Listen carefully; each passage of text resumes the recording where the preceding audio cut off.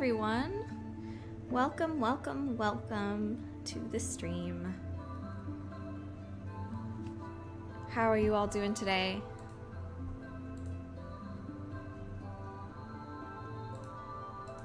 I'm just gonna go ahead and post the updates on my Instagram to let everybody know I am live.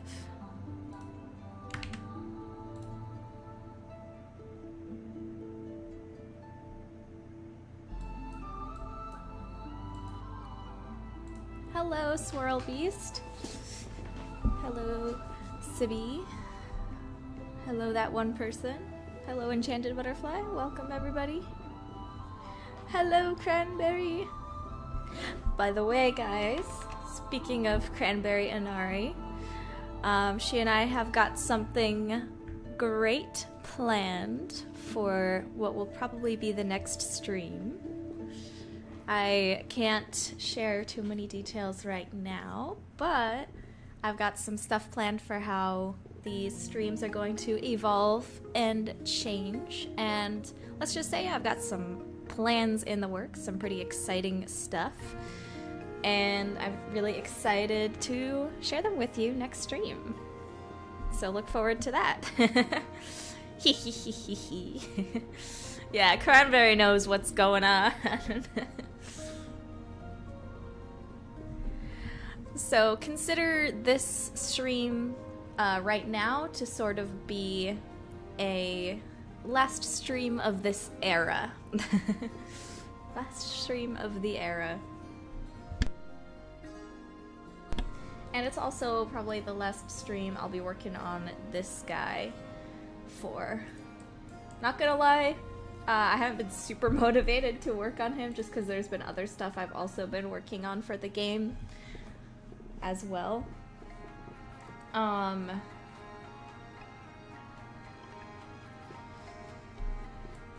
But these streams do help motivate me to actually work on him, so that's good. It's mostly because some of the stuff on him is pretty hard for me to do. Like, today we're gonna start working on his sweater, and I have to paint knitting. So that's the reason I've kind of been a little demotivated on him specifically. But work is being done off stream. A lot of work is being done off stream, which I'm excited to show you in our next Kickstarter update. Specifically, I've been working a lot on the math classroom. And there's been some pretty great stuff going on with the math classroom, as well as some story changes I'm making to the script that I'm so excited to implement because they really are bumping up some of the more thematic, thematic themes. Yeah, that's redundant. The thematic themes of the story. I'm really excited to implement. And I've also been working on the side quests. The side quests are going to be really fun too.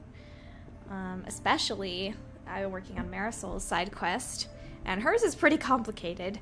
So hers is the first one I've really been digging into and working on, but hers is also the most complicated. So I chose the most complicated side quest to start scripting and working on. It's almost done, but for reasons that you might find out later, Marisol's side quest is complicated to write. Very out of and I mean literally complicated. Like, there's a lot of threads to keep track of and stuff. So I'm really looking forward to seeing how you guys react to her side quest. But that's the reason why I'm still working on Marisol's side quest. It's the hardest one out of all of them. But next I'll probably write Lydia's or Gina's. I have some ideas for theirs.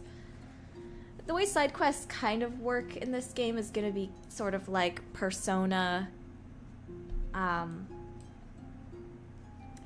What are they called again? Persona links? Social links? That's right. Persona social links.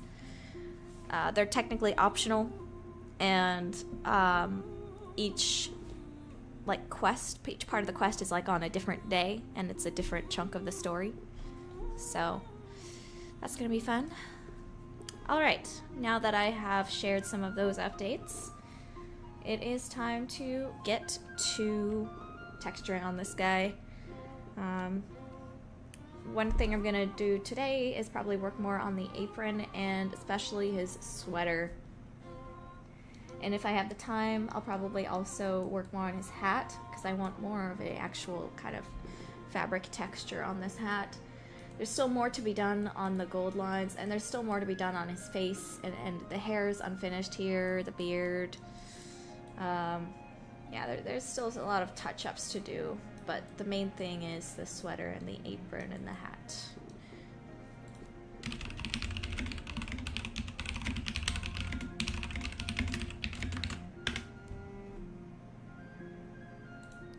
Also, the music we have in the background is the Nod Cry OST from Genshin Impact. Let me know if the music is too loud or too soft, all that kind of good stuff. Oh, and we got a question from... Wait, sorry. Is this chat not updating? Okay, never mind, we're good.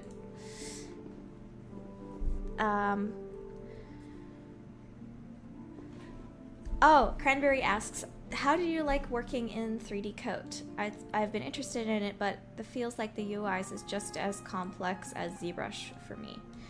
I like working in 3D Coat.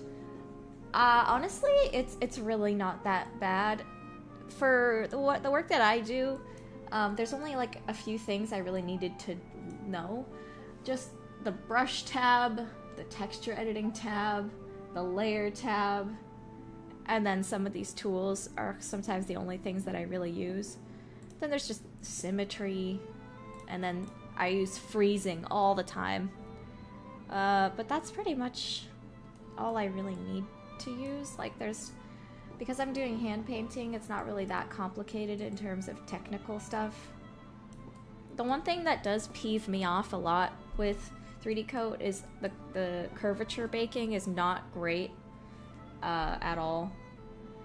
I don't know if it's my fault or something, but whenever I try to do curvature bakes in here, specifically on like geometric hard surface stuff, it sucks, dude. It's like really, really bad, but it might be my fault.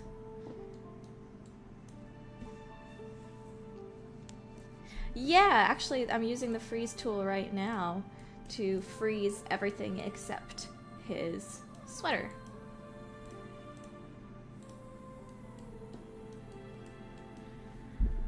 We had another question. But honestly, Cranberry, if you just want to learn the basics of 3D Coat, like I can literally just like get in a call with you and explain it, because it's if you just like hear it from someone firsthand, it's really easy to learn, honestly. Very easy. For this specific kind of work. Marisol's side quest, what should I say without spoiling? Let's just say it has to do with mysteries. Very little, like, mysteries and solving them. Fun mysteries. And Judith gets to play the part of a detective.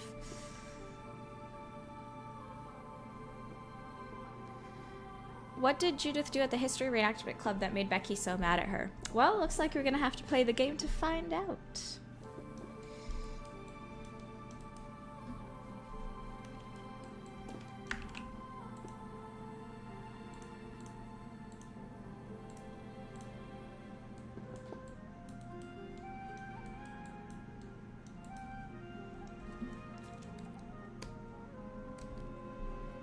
Yeah, no problem.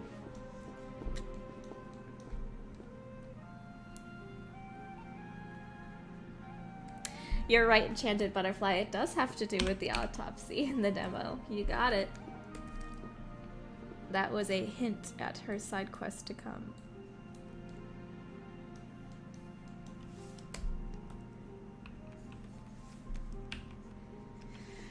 I don't know what I'm doing. I haven't been wanting to work on this sweater, okay? I haven't been wanting to work on it at all, but I must. I want him to have this big, cozy, giant knit sweater. But I'm trying to look at this reference and figure out where I want to start. But you guys being here is motivation. I can't stall. I just have to do it. I just have to do it.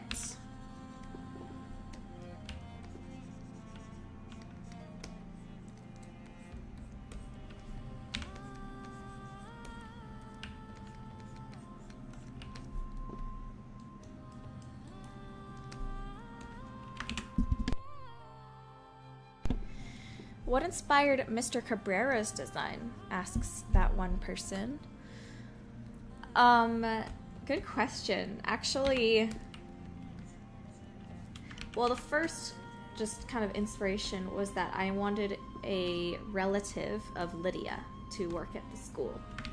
I thought it would be neat, you know, having some like kid character who has an adult relative or mentor that works at the school. That way there could be kind of a fun character dynamic there of a kid and then, you know, someone she knows who is an authority figure, and there's, you know, conflict that might come from that. So that was the first idea. So obviously I wanted him to look related to her. He's her cousin. So he had to also be one of the goat cycline people from a Peruvian-inspired continent area. And that is very mountainous, and that's why they're goats. Like sheer cliffs and all of that.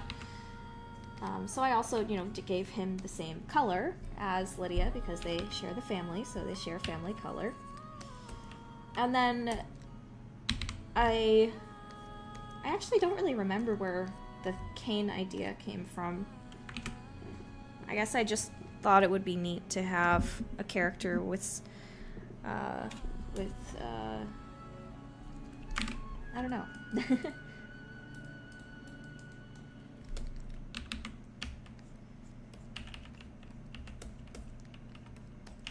One thing I do remember is that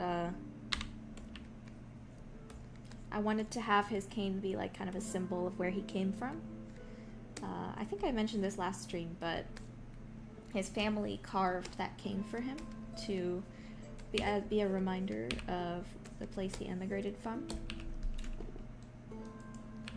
And specifically for his face, I was inspired by, you know, some old school portraits of men from the 40s.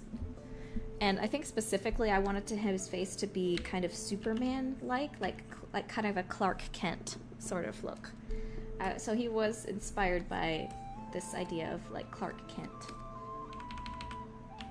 vibes, as well as mixed with like a kind of strict, somewhat, or not necessarily strict, but kind of emotionally distant kind of teacher. Like, he doesn't really connect with his students all that much, but not in a malicious way. He's just kind of not really interested in the lives of his students very much. He just doesn't really care about them. He has a very professional kind of outlook to his job. Like, I'm here to work, not here to socialize, really.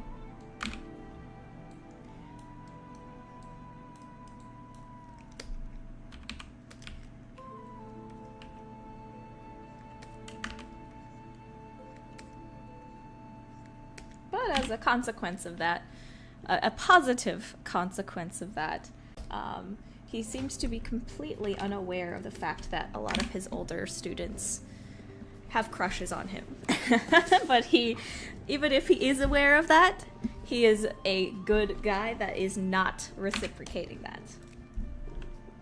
But is he even aware of it? Who knows? He doesn't seem to make any indications of such, as is proper.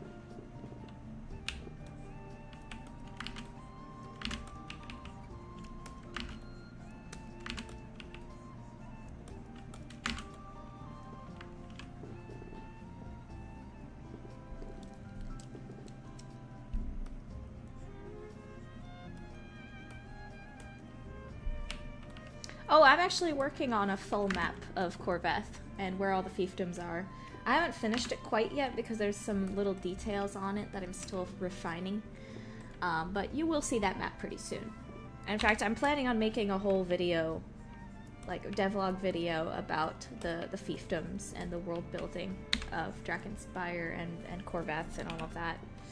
So look forward to that.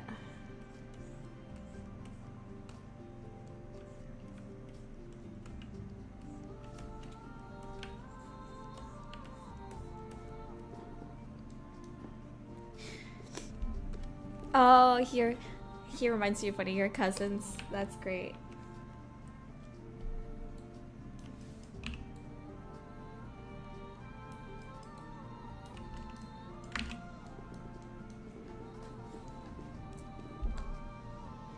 How would Mr. Cabrera react if Lydia got detention?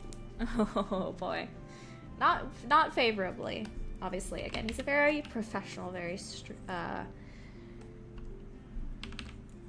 professional kind of guy who believes in always, you know, putting, how do I even describe this? Just like, he always wants to have people think the best of him. So he always tries to act the way that he wants people to perceive him in that sense.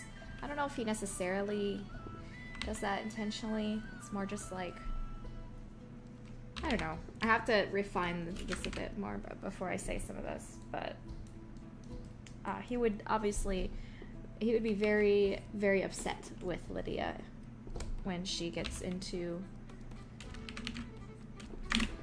infractions, especially because since he's from a different country, he really wants to put his best foot forward in terms of impressions. And so he also doesn't like when Lydia's reputation, he doesn't want that to rub off on him professionally either.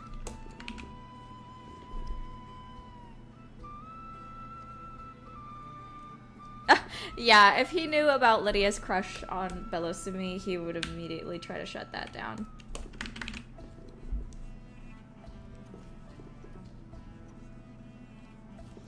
And by the way, the Belosumi thing, that's not just a one-off thing. That's gonna come up later. But I'm not gonna say anything more.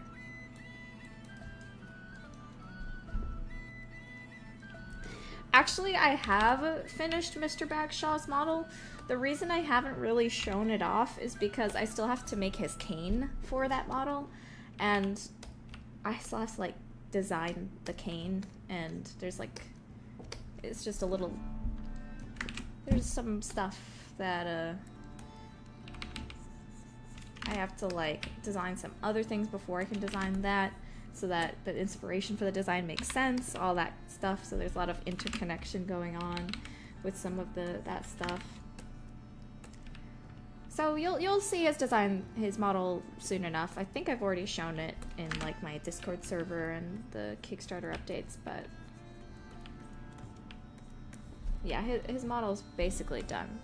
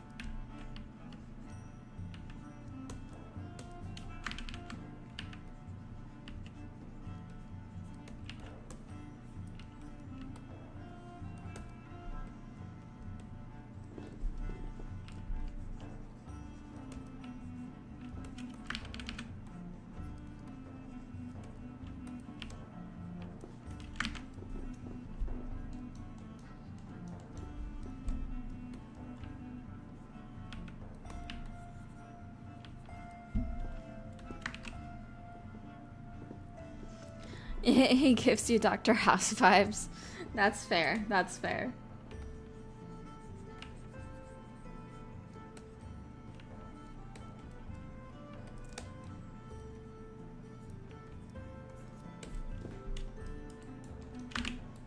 One of the things that's really fun about the cane and him actually, actually needing the cane, like it's an actual disability mobility tool for him, is that I have to really think about that in terms of his animations.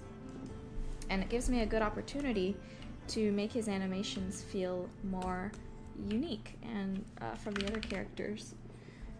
Thinking differently about how he would move compared to other people, and how he always needs to keep his weight off of his bad leg, that kind of thing.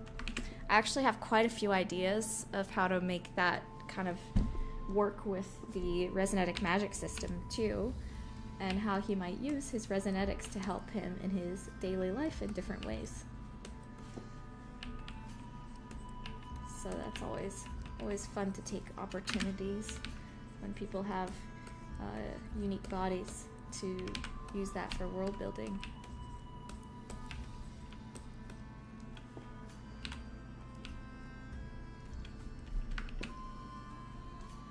Are the teachers going to have side quests? No. Yeah, no. Yeah. You'll see. There's definitely big things coming for the teachers, but I don't know if I would call them side quests. They're the teachers are, a lot of their stories are part of the main quest. So I wouldn't say side quests, but there is some side content with the teachers, but not like full-on side quests.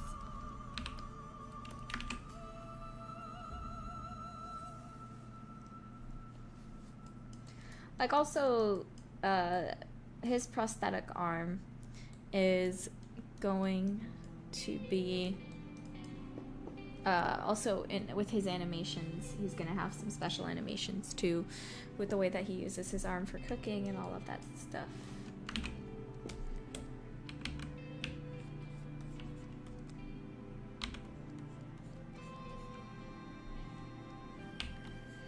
I don't really think albinism necessarily exists in Noivas. I don't think they really have that. Because there is like whole tribes of people that are just pure white in their face and hair and all of that. So it wouldn't really be considered something unnatural. It's just how they look. Not that albinism is unnatural, it's not. It's literally part of the genome. I'm just saying that it's not unusual at all, and it's not like a specific like mutation.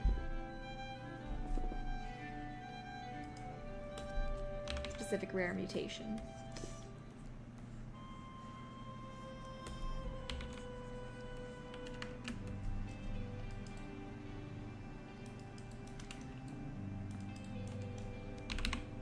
I was thinking like the guy in Treasure Planet. What's funny is that I was not originally inspired by the cyborg from Treasure Planet, but because the idea was just that he's like, you know, kind of a pirate sailor stereotype, and the whole stereotype is like the hook hand, right? But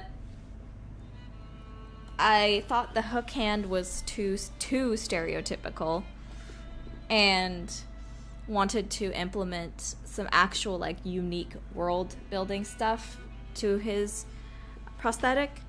So instead I just went with the golem arm because that felt like a good way to ground him into this world specifically. Oh, Cranberry says in reverse, like a person inexplicably born with RGB rainbow skin. Well, it's funny you say that because there is something kind of like that. But it's not like a genetic mutation. It's something a little different. So there'll be some more stuff on that at some point. But it's kind of like the Kirans, basically.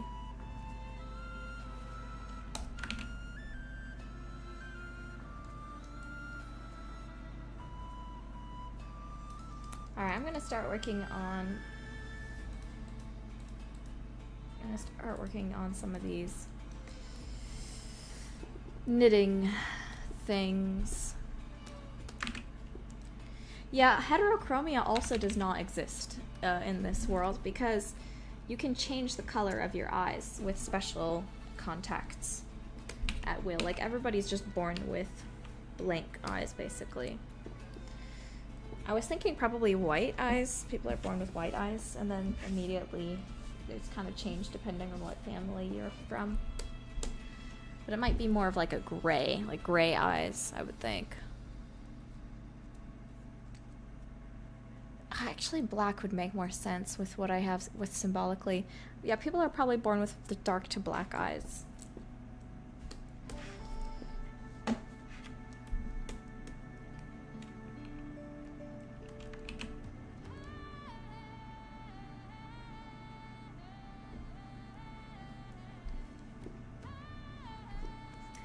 Well, you know what's funny is that a rainbow probably would just look like a rainbow on this planet. Because the actual, like, laws of nature haven't really changed. The way that light refracts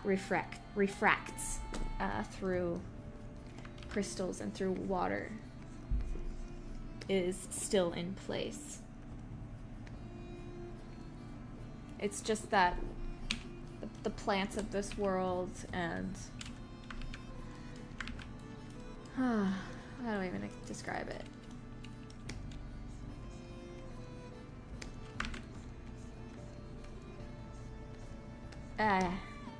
You get what I mean. Like, color still exists. It's still in the same galaxy as all these other colorful planets. It's just that this planet in particular does not has like a huge lack of actual colored, like, elements and materials in, like, it doesn't have the same kind of chlorophyll in the plants that make green, that kind of stuff.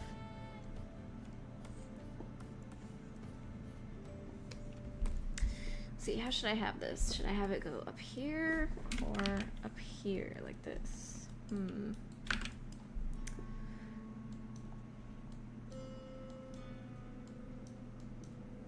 Yes, exactly. The plants don't have colors for dyeing.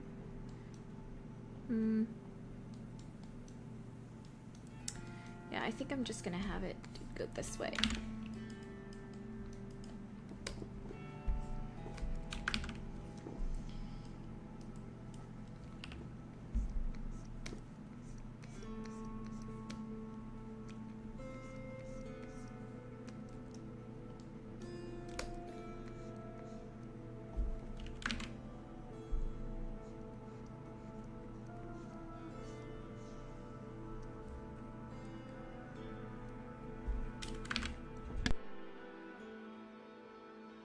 Was good, Cranky Corvid.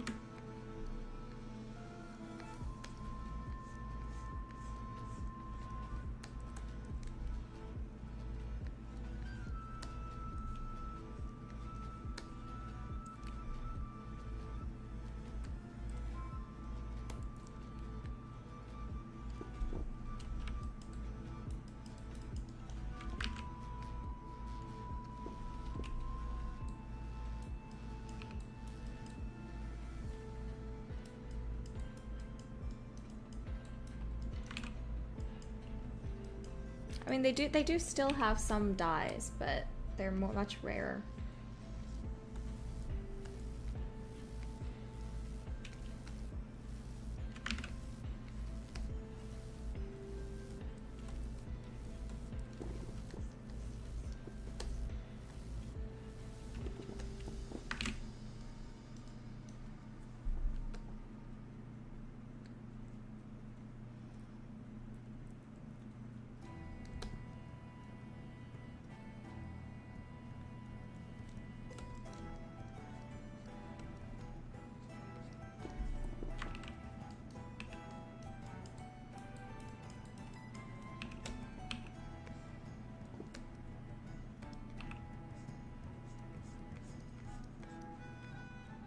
You're still in wood painting hell. Hey, I enjoy it, okay? I enjoy it. Now I do anyway. I didn't used to. For some reason, that method actually makes it enjoyable to me. Maybe because, like, once I put, like, the initial wood grain down, like, I don't have to think about it anymore. There's not as much thinking involved once the initial plan is put down.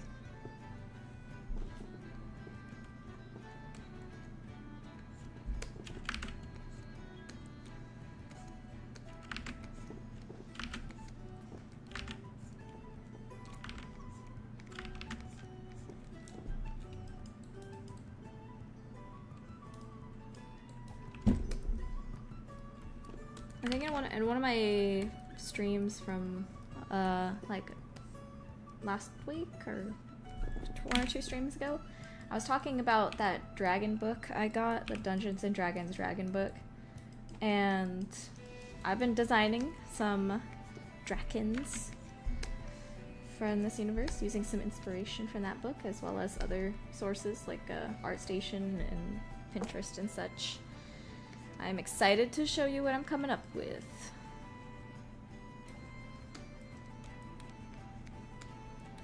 To me, the worst part of texturing furniture and stuff is when I have to actually think, so... I kind of like when it's just grunt work because then I can just put on like a podcast and just not think while I'm painting. But for characters, I kind of have to think when I'm painting, you know. And you didn't show me? Girl, I was going to show you. I am going to show you. I just am still working on it. I don't have enough to like send it to you yet. But I'm literally planning on sending it to you and asking for your feedback. So be patient with me, woman.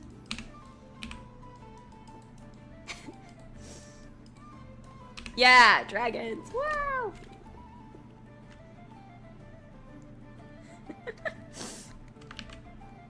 Bonjour, Multi-Fandom Studios. Welcome back in. Nice to see ya.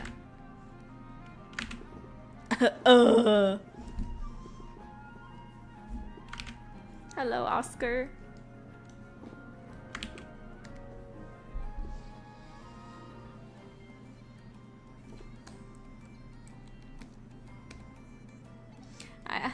Don't kill me. I got it on Amazon. I hate Amazon, but that was the only place I saw.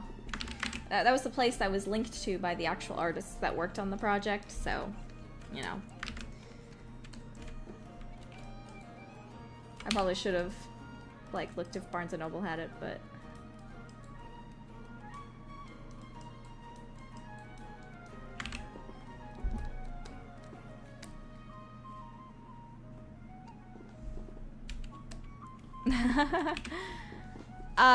for those that were not here when I was talking about that book, let me go ahead and show it to you.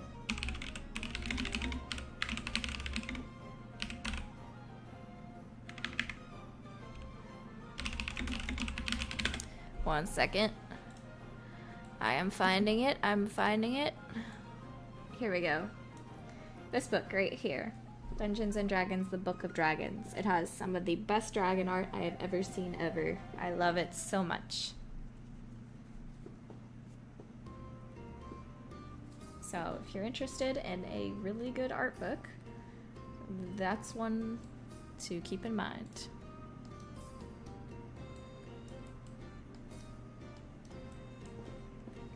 Stretches is literally the best way to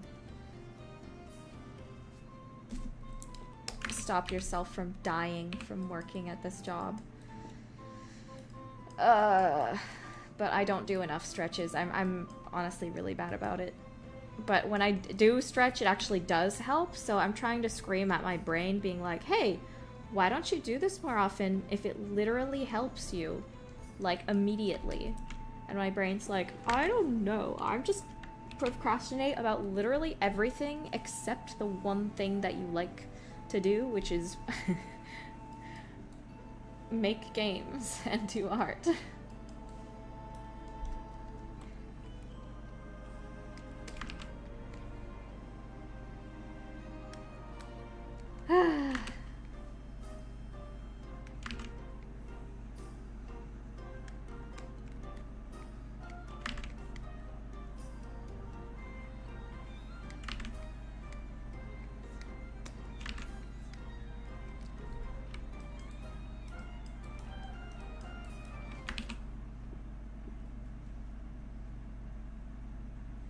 Oh yeah, Cranky, that makes sense.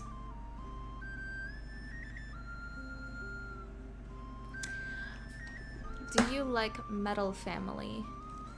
I've watched a couple episodes of it and I remember really enjoying it. I think like a couple years ago, I watched the ones that were currently available, but of course, I imagine that there's been some more episodes released since then, so I should probably go back and check up on that, on the new episodes.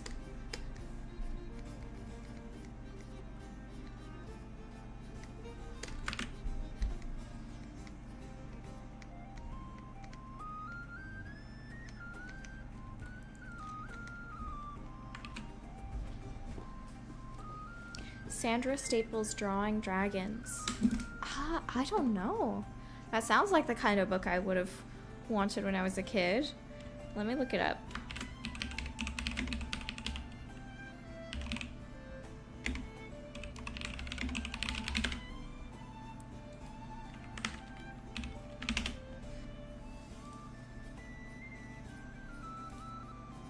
Is it this one? That looks really cool. You know, I might have seen this at my library at one point. I remember a lot of those how to draw books at my local library. Those were really fun.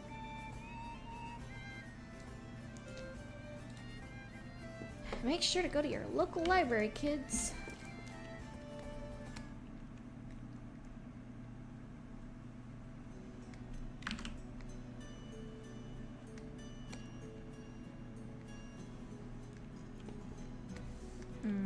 I messed up here.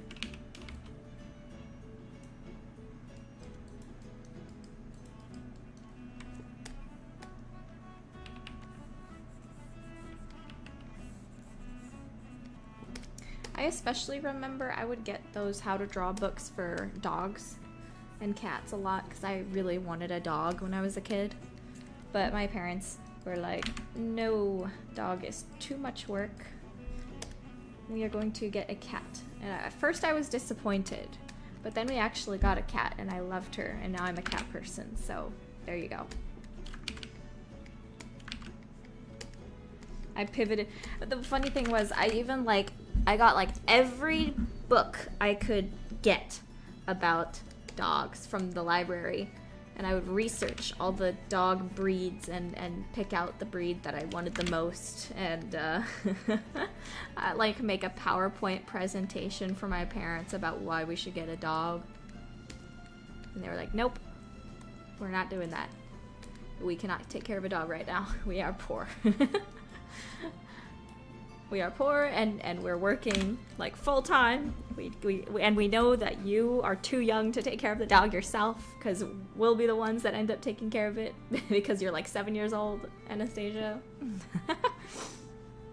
So I was really disappointed at first. But then I went to the library and I got every book on cats that I could find and started researching cats. And then I was like, okay, never mind. I actually do want a cat. This is going to be great. And then I think it was for my 7th or 8th birthday party. Probably my 8th. I had a cat birthday party. And then the cat was the birthday present for that party. And her name was Pretzel.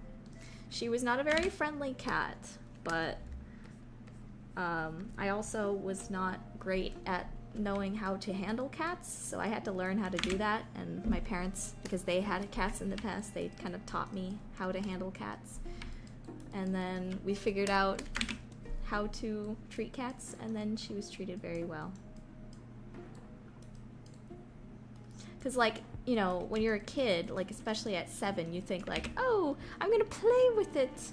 I'm going to love on it like a dog. And then you realize, wait, no, you're not supposed to do that with cats. They are not dogs. They have different personality, and sometimes they want to be left alone. So I had to learn that. And I think that's really good for a kid to learn how to treat animals with respect and learn that they have their own preferences and personalities. You can't just like force cuddle time on them. You can't just like force them to do certain things. It's a good way to learn personal boundaries, I think. can be very educational in that way for kids.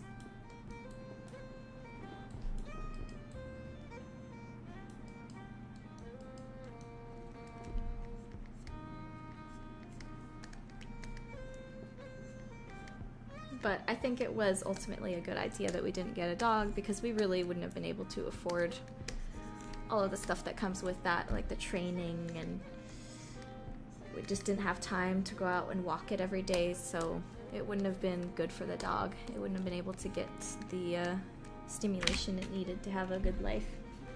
So my parents were smart. But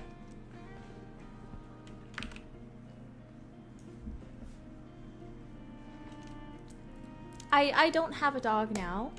I am still kind of the opinion that I'm not really able to take care of a dog right now. I just don't have the time to give it the care it deserves. Maybe in the future. I don't have like anything against dogs. I just don't want to try to take care of something that I don't have the full capacity to give the best for. I used to have a python, but when I moved to Japan, I could not take it with me.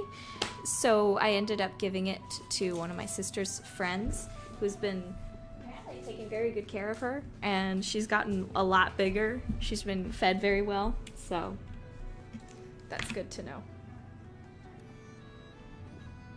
But yeah, obviously you cannot take exotic animals into Japan. So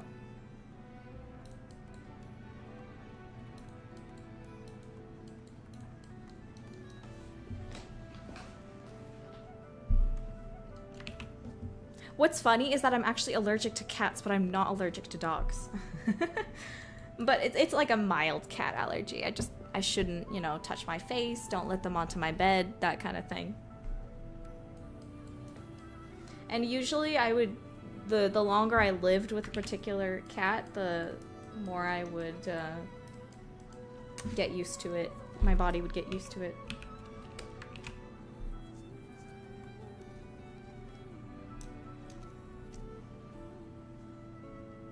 And right now, the family cat actually lives with my sister, so I haven't got to see her in a while, which is sad, but my parents don't want to take care of animals right now. They're just like, your sister will take care of the kitty, and apparently she's doing a great job, and the kitty has been extremely cuddly and happy with my sister, so oh well. I mean, it's a good thing, that's a good thing, but I don't get to see her very often, which sucks.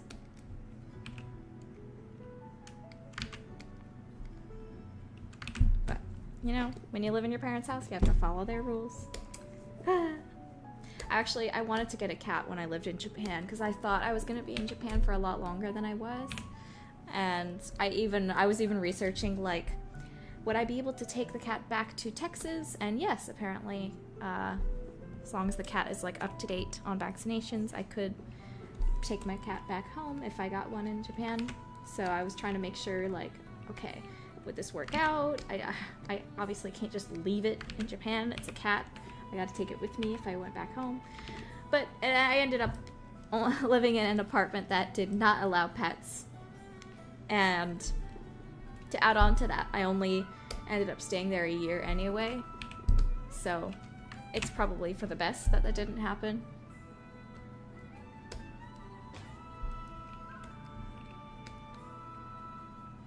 My sisters are adults. They are off doing jobs and going to college and stuff like that.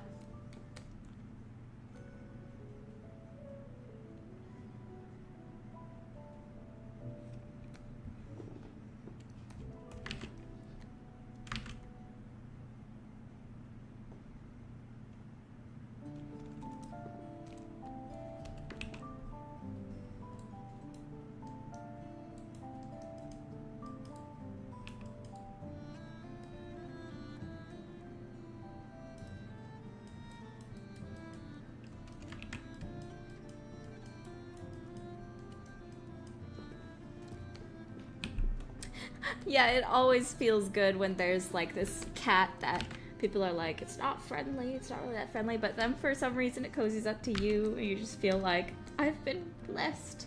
I've been blessed, this cat likes me. Yay!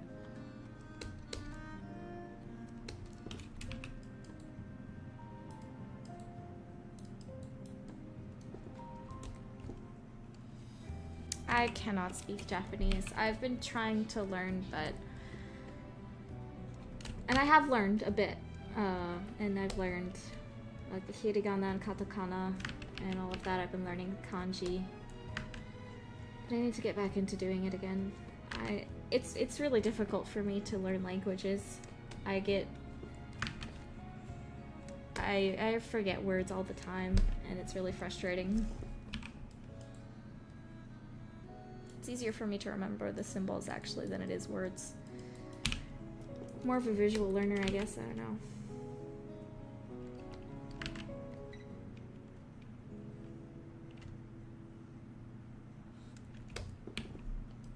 But I also wonder if part of it is just self-demotivation. Like maybe I just keep believing that I can't learn languages.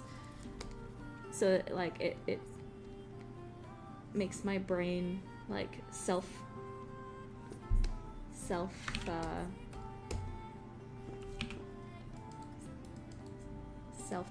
self-demotivate.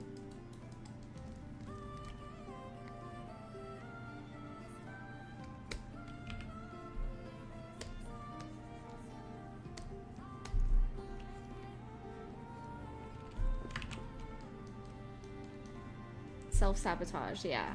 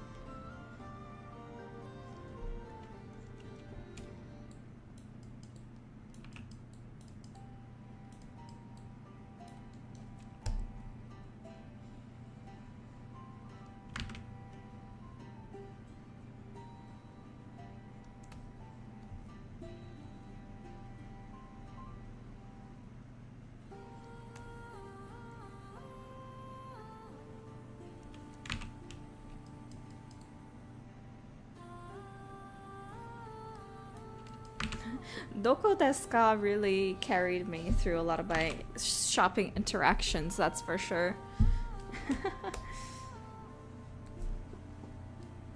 Mochi wa doko desu ka?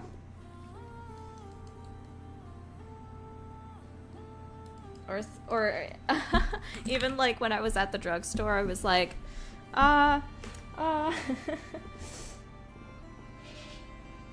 Tylenol doko desu ka?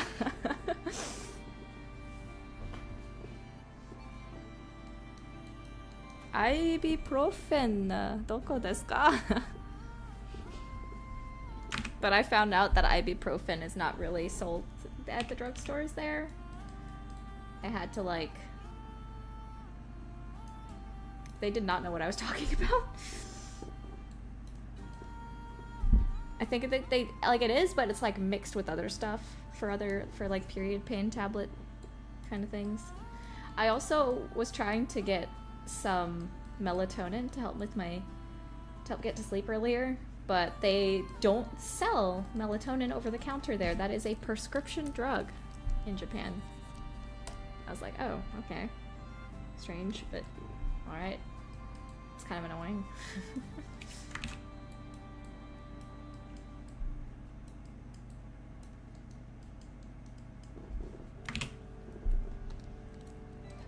Oh, and doko desu ka just means like, where is it?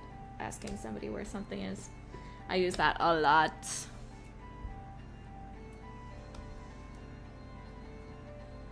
The yellow splotches are literally just a mispaint.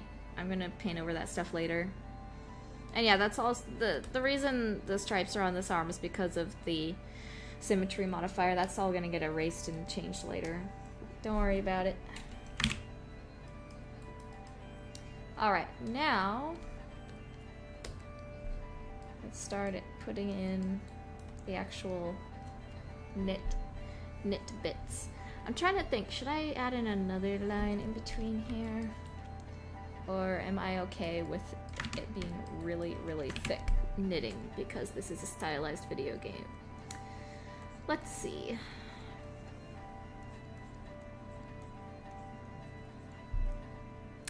Wait, I'm doing this wrong. I'm doing braiding. Okay.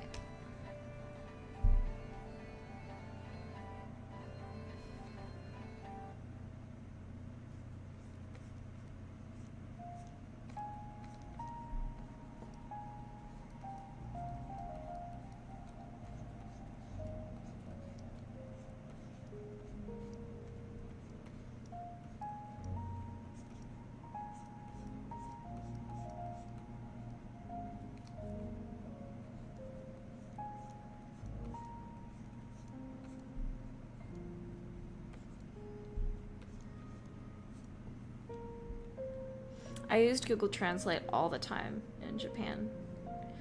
Thank God when I went to my local city hall that they had an English translator lady standing by. She helped me so much with my legal stuff over there, getting registered at City Hall and all of that.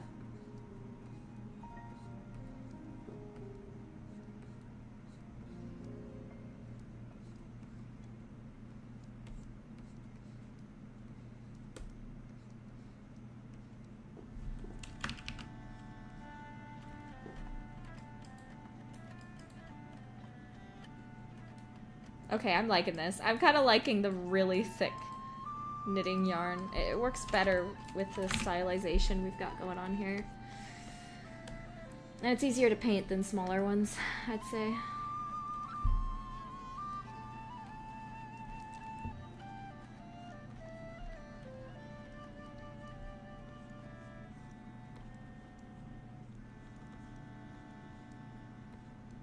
I do say so myself.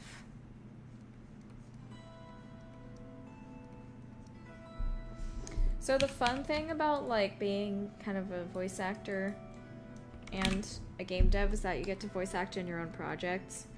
The characters that I'm planning on voicing right now are the nurse and Miss Bellafax, and I've been having a lot of fun like trying to come up with the voices for them.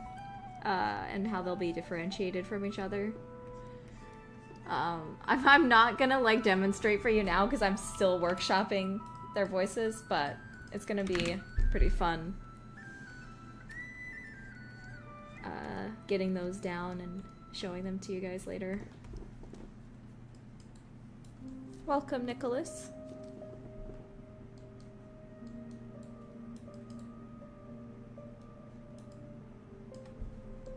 Which teachers at Normar Academy are married? Let's see. If we count like all the staff, like not just specifically the teachers. Mr. Claiborne is married. Coach Terrera is married.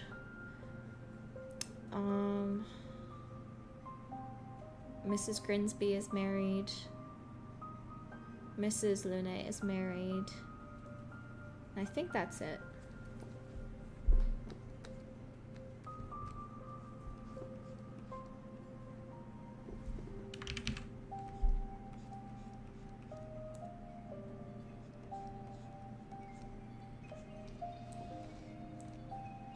Even though it's pretty tedious doing this knitting stuff, I will say that, like I said kind of earlier, when it comes to painting the wood grain, it is at least kind of meditative and I don't have to think as much. The part that's hardest to do when it comes to thinking thinking about what I'm doing is the folds on the clothing.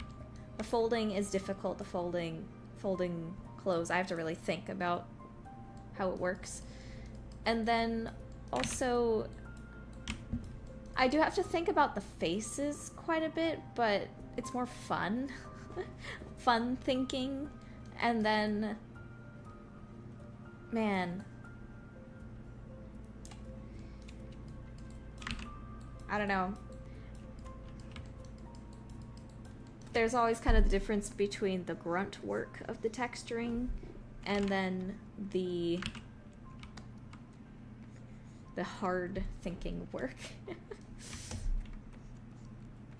I always prefer to do the grunt work on streams. But the problem with that is that sometimes grunt work can be more boring to watch, I guess. But at least it's easier for me to talk while I'm doing that, you know? Like, when I'm doing thinking work, it's harder for me to talk because I'm thinking. When I'm doing grunt work, I can actually kind of interact with the chat a little more and continue talking about whatever weird rant I'm going on.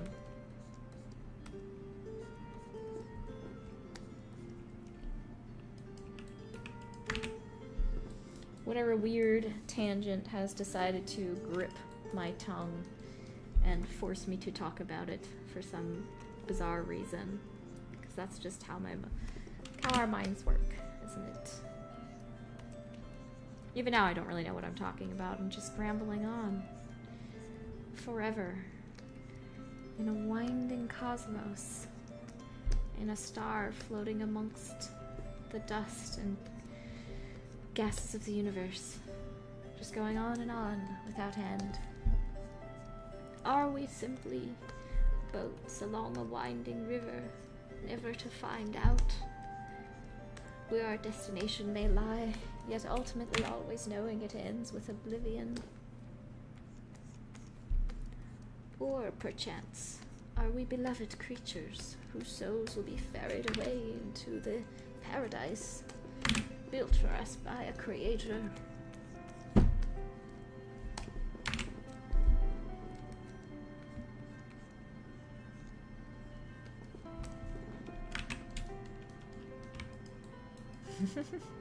Oh, dude, when I was a kid, I mean, this is not a unique experience, I am sure. But there were times I was, like, laying in my bed and I was, like, hoping and dreaming and praying that the TARDIS would just, like, show up in my backyard. And the doctor would step out and take me on a cosmic adventure. You know, that sort of like just kind of longing in your heart that you feel. Particularly this happened to me when I was like a teenager. The sort of longing to just leave the world and go on an adventure. I wonder if there's like a specific word for that.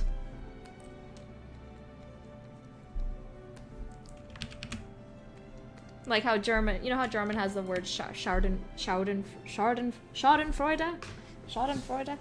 Apparently German has some, like, very specific words for specific, circumstances. I wonder if they have a word for that. I think, you know, the idea of escapism is a word that somewhat applies there. Yeah, exactly, escapism. But I don't know if escapism as a word necessarily captures or describes a feeling, you know, a feeling of seeking escapism.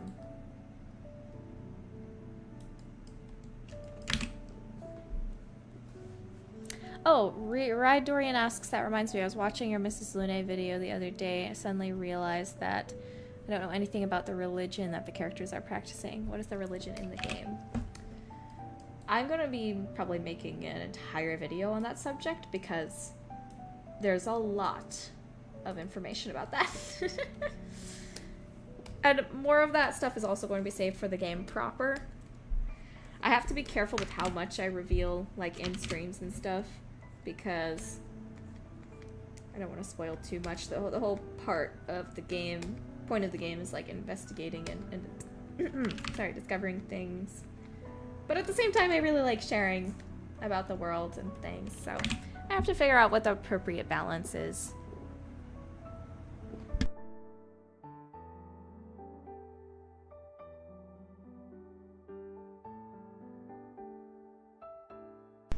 Oh, goodbye, that one person. Thanks for coming.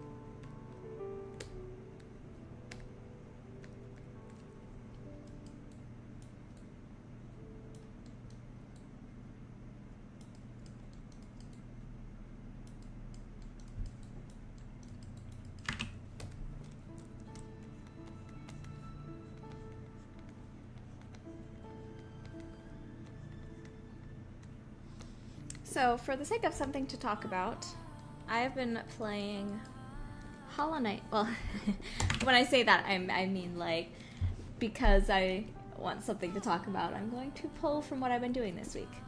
And that is Hollow Knight. Ever since Silksong came out, you know, I've been hearing so many good things about Hollow Knight, and I actually already had it in my Steam library I've had it in my library for a long time, but only played a little bit of it, and it didn't really click with me. I wanted to play more, but other games were kind of taking my attention more when I first played it. So I decided, since I wasn't in the middle of any games on my Steam Deck right now, might as well give it another shot. And I am really enjoying it. I ended up just getting Silksong too, which I haven't started yet because I'm still working on finishing Hollow Knight. But I'm almost done with Hollow Knight, I think. I've been trying to do some of the side content, and I've been exploring like every single nook and cranny in the map that I can find, because that is something I really enjoy doing too. I really like exploration of that.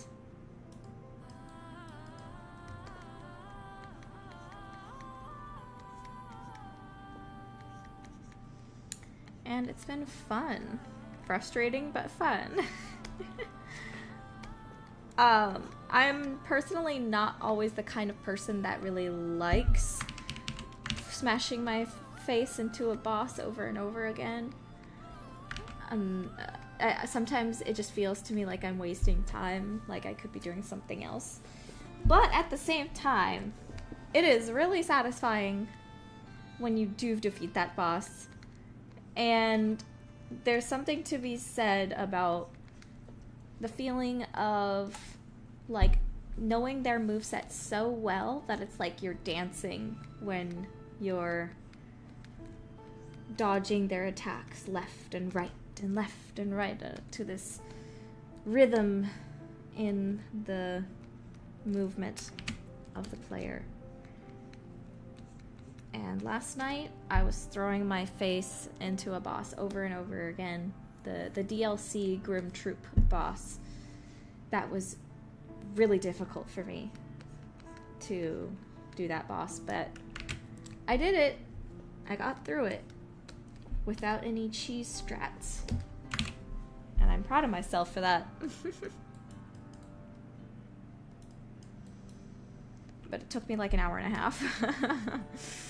And I felt kind of bad. I was like, I feel like this is probably easier to other people. Maybe who are more experienced with... I've played a couple of Metrovanias. My favorite is Ori and the Blind Forest, but it's been a while since I've played one.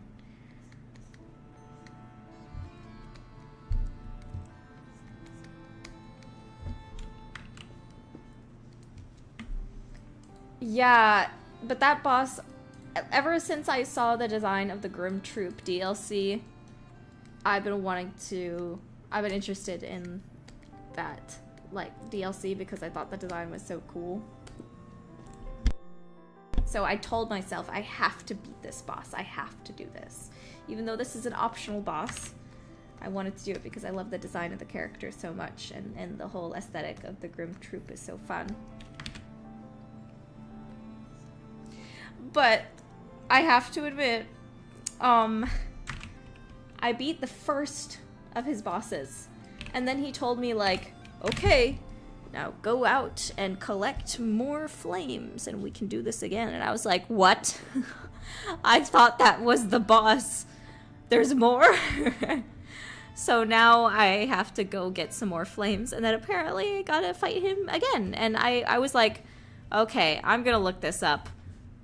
Is it just the same fight again, or is this gonna be even harder next time? And I looked it up, and yes, it is even harder next time. And I'm like, do I want to do this again? Do I want to do this again? And he does double damage? Oh boy. Oh man. Oh geez. Oh geez, Rick. So I'm gonna try. Since his second boss is apparently basically the same, but just with more damage and like faster since I already have spent an hour and a half learning his moveset, maybe it will not be that difficult for me and not take another hour and a half, but we'll see. I'm gonna try and see what I can do, because I really would like to defeat the boss. I'm already a little scared of Silk Song, not gonna lie. The more I hear about like double damage, to the point that getting new masks doesn't even really help unless you get 2 new masks, and that takes forever.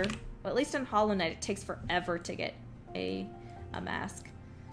It is feels a little demotivating, but I did buy the game. It was only 20 bucks. I'm gonna try it. I'm gonna try Silk Song. I'm gonna try to get through it as best as I can. And if I get really frustrated to the point of just not being fun anymore, then I'll probably stop playing.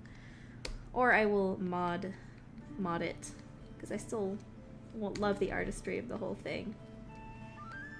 And would like to play through the experience.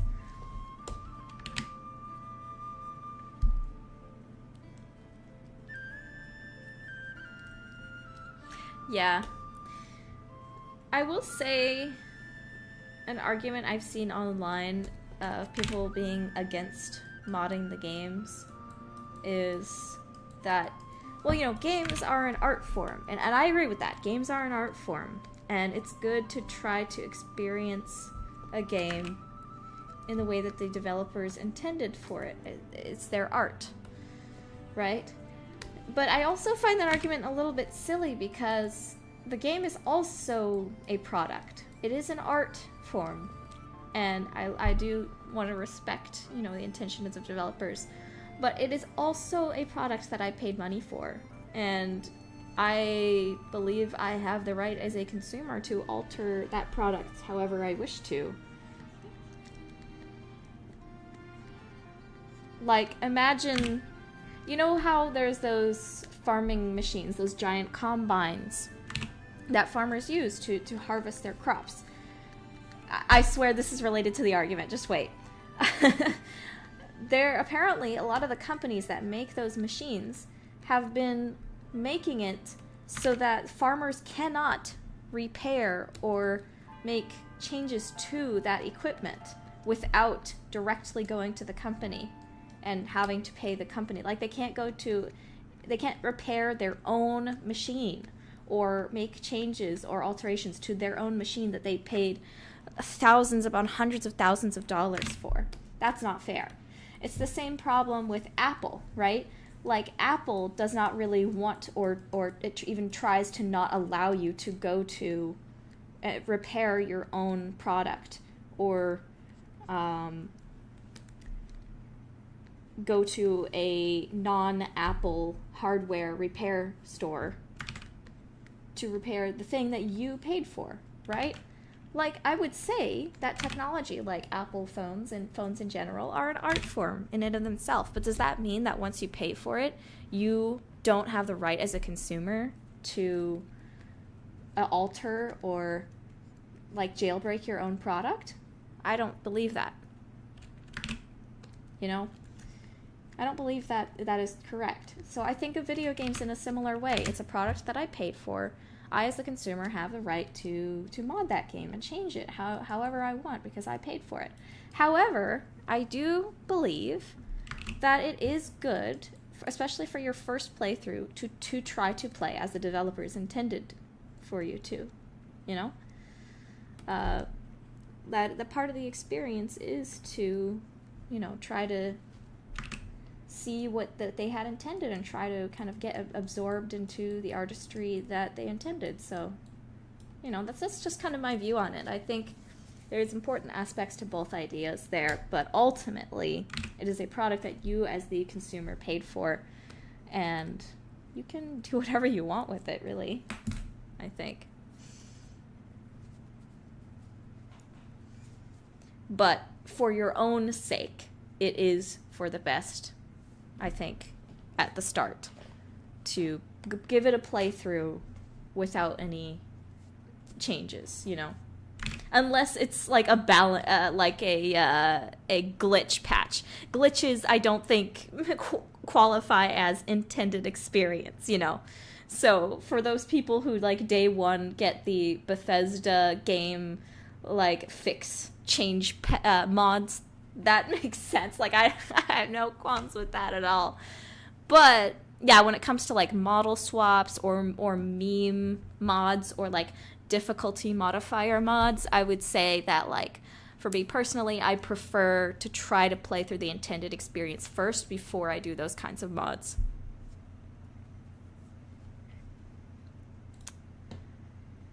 Yeah, like Kaya said, unless it's really bad, I always like to play the game vanilla first. After that, I'll mod away. It gives me more fun. I think it's not dissimilar from people doing fan edits or films or shows for fun. Exactly. I completely agree. And Cranky, I also agree. Modding a game for accessibility seems clearly ethically okay to me. I completely agree with that. Totally. Yeah. Hold on. Let me change the music.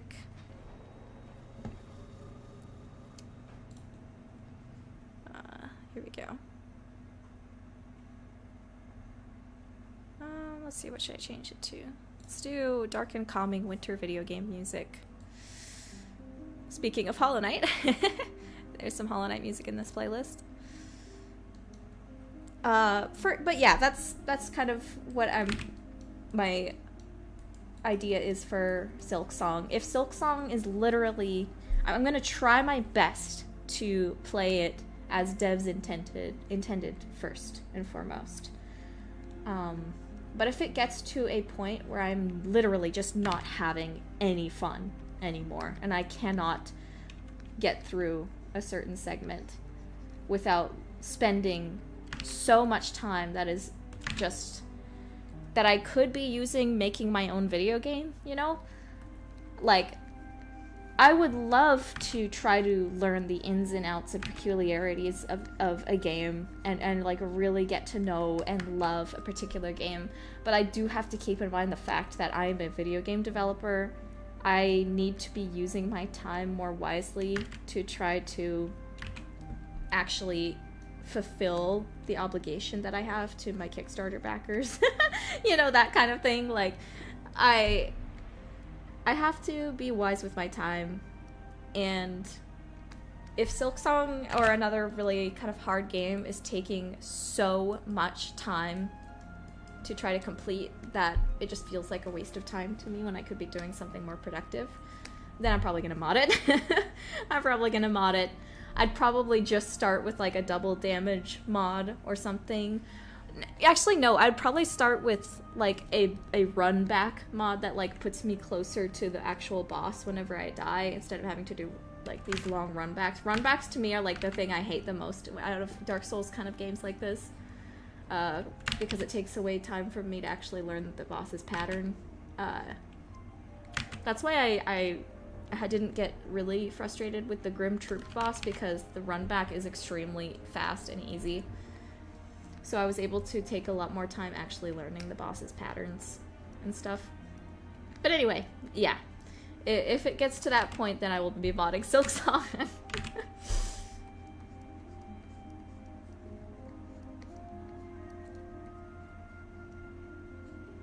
But yeah, especially for accessibility reasons. I mean, I don't have the same problems as other people might, but if you have especially if some kind of visual disability or physical impairment that physically makes you unable, without major like modifications, to be able to play through the game, then like, dude, by all means, mod the game. There is nothing wrong with that. Like, if you want to just experience the game, even if it's a modded version of it, go for it.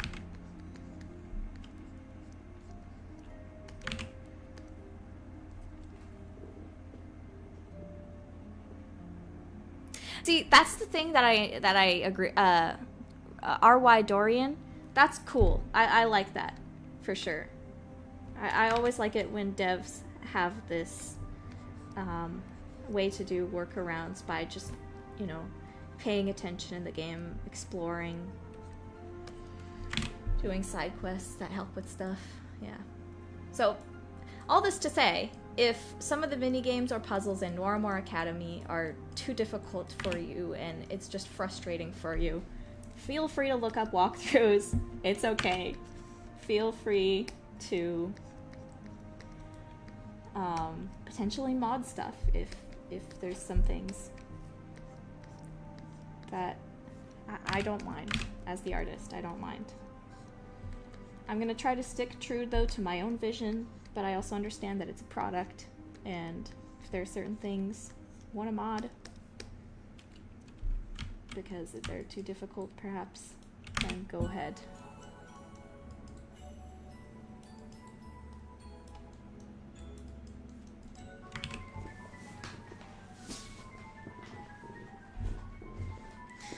Caius, actually, I believe he is working on ability to be able to mod Noirmore Academy, which is going to be pretty cool.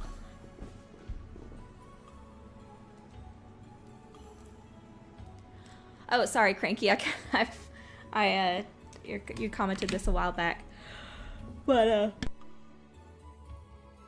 Cranky says, saw someone do model swap mods for the first time they played Silent Hill 2 and it felt borderline disrespectful, not gonna lie. Yeah, I get that. It'd be kind of like playing through Skyrim for the first time using the Thomas the Tank Engine dragon mod would be just crazy. I would not understand doing that. I'm sure, though, that someone probably has done that, and I'm like, why? I mean, it is, again, it's their game. They bought it. They can do what they want with it. So it's fine. But I would be like, but why? Why would you do that to yourself, though, as your first experience of a game? By the way, I'm not saying someone has actually done this. I'm just kind of giving that as an example.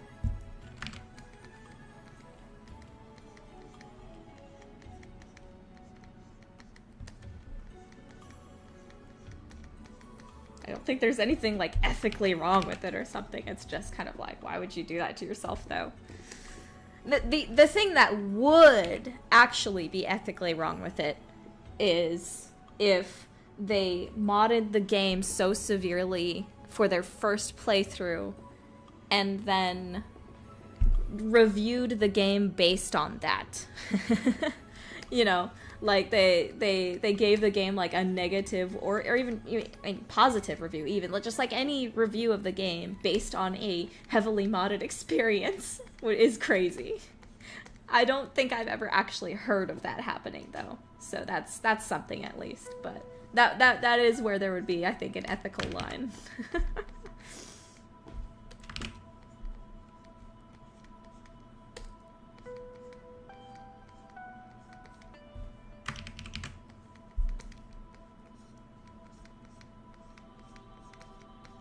Because when you're reviewing someone else's artistic work based on the artistic implementations that you've put into the game, then obviously that's not an unbiased review.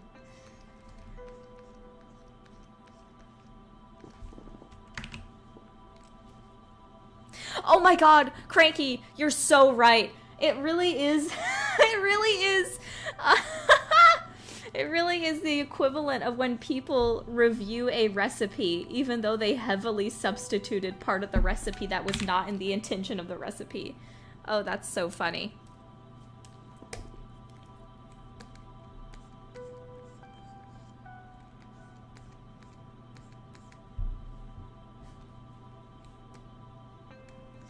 Yes, I also have huge problems with the Nintendo Switch 2 making you potentially brick your entire system if you try to mod your games.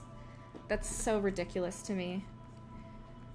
Listen, I have a lot of admiration for a lot of Nintendo's creative aspects, but to me they are like the equivalent of Disney, where the company itself is so awful, but the creatives are admirable, I guess. I love Disneyland. I love the creative. I love the Imagineers. I love the things that they do and the technological evolutions that they've been able to create and invent and implement. But I hate the company. I feel the same way about Nintendo. Hence why I'm a Steam Deck truther. I probably will buy a Nintendo Switch 2 in the future, but I just am so soured at some of their choices right now that I just don't feel like getting one right now. And also it's really expensive. I don't have a lot of money, so I'm probably gonna wait to buy a pre-owned version later down the line. Right now I am happy with my Steam Deck.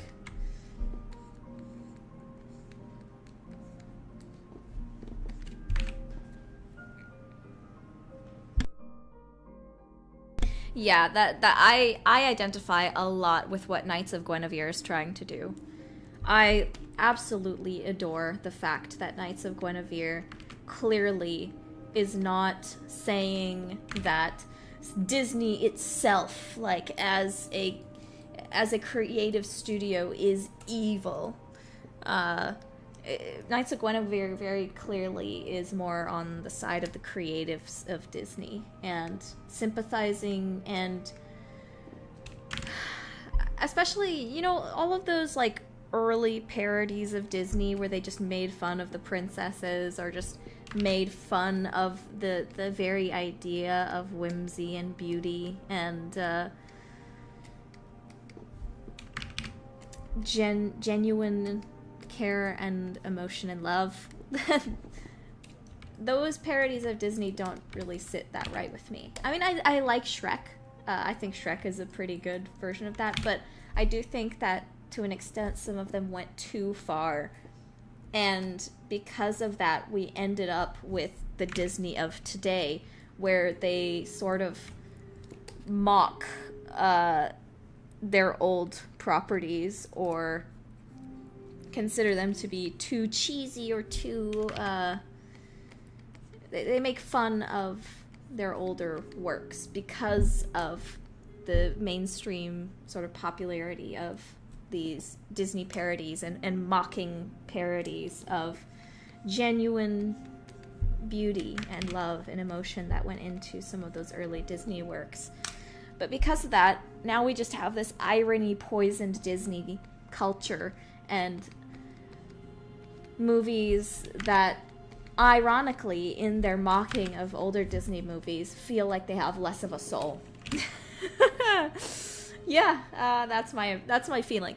So, what I admire with Guinevere is that it is mocking Disney, but it's mocking the actual problem points of Disney as a company, not the love and genuine care that we as consumers and as you know, I wouldn't even say consumers, that's too cynical of a word. The love that we as, you know, kids and grown-up kids have for these properties and princesses and genuine emotions. It doesn't make fun of that. It uplifts that. The whole idea of the knights saving the princess is actually done genuinely in that show. As a sort of a metaphor, I would think, of us preserving the innocence and emotions of our childhood, while at the same time being able to criticize the business decisions and unethical practices of the companies that sort of hold those characters hostage. It's fascinating. I really like what Dana is doing with this. It's not the same kind of shallow Disney parodies we got in the past that just mocked the very idea of genuine emotion and beautiful princesses and love and romance and that kind of thing. Or even just critiquing femininity, you know. Critiquing genuine girly femininity. Not a big fan of that. But Guinevere is not doing that. Guinevere is taking probably one of the funnest and most genuine ideas of critiquing Disney, I suppose. I'm really excited to see where it goes, in other words.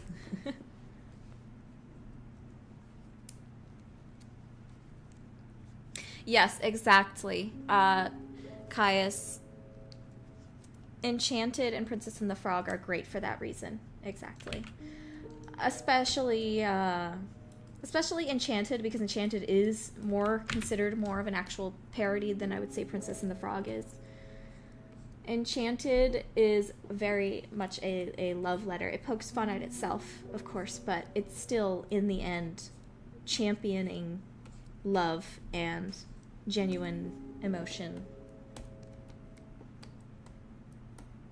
and pointing out the good aspects of that sort of pretty princess kind of mentality, while also understanding that we have to grow from that as well. We have to still become adults. We have to still understand and appreciate the real world while also being loving and truthful and graceful, full of grace towards other people.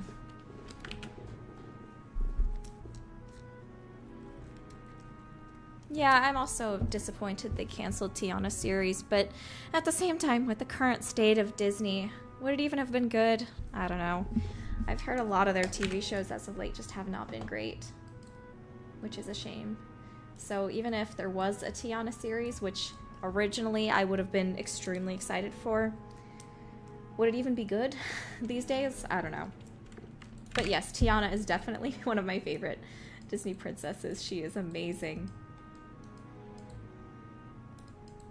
And she definitely inspired a couple of my character ideas. Yeah, exactly. Look at Moana too. Ugh. Oh no, I've been hearing bad things about the new Tron movie. I'm so mad. Ah!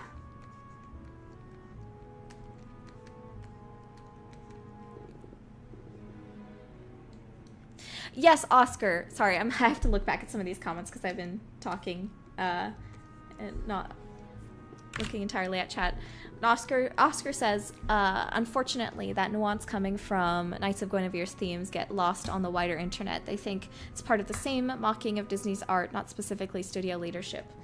Yeah, exactly. Like, even the people that just kind of make videos like, haha, it's all about mocking Disney. Haha, how fun.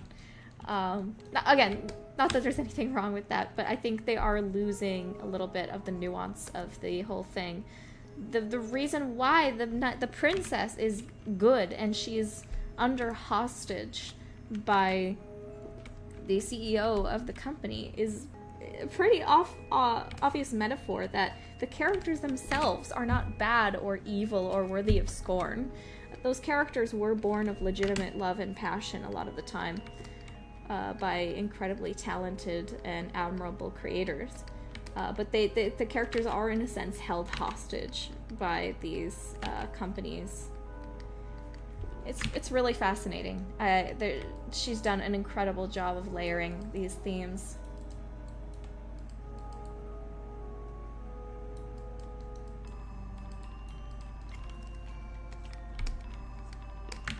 I've never talked this much about indie pilots. I think that goes to show how much I really adored Knights of Guinevere, and I'm looking forward to seeing more of it.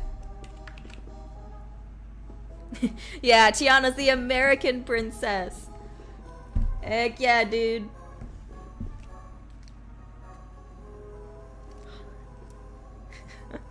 Protestant work ethic princess.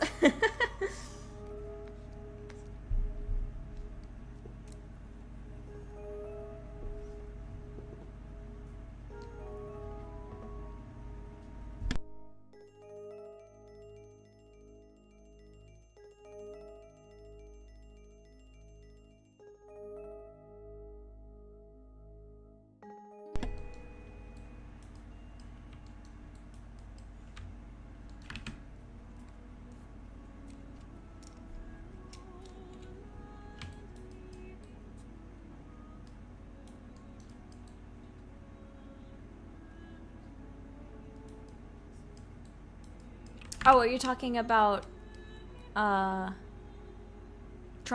R.Y. Dorian?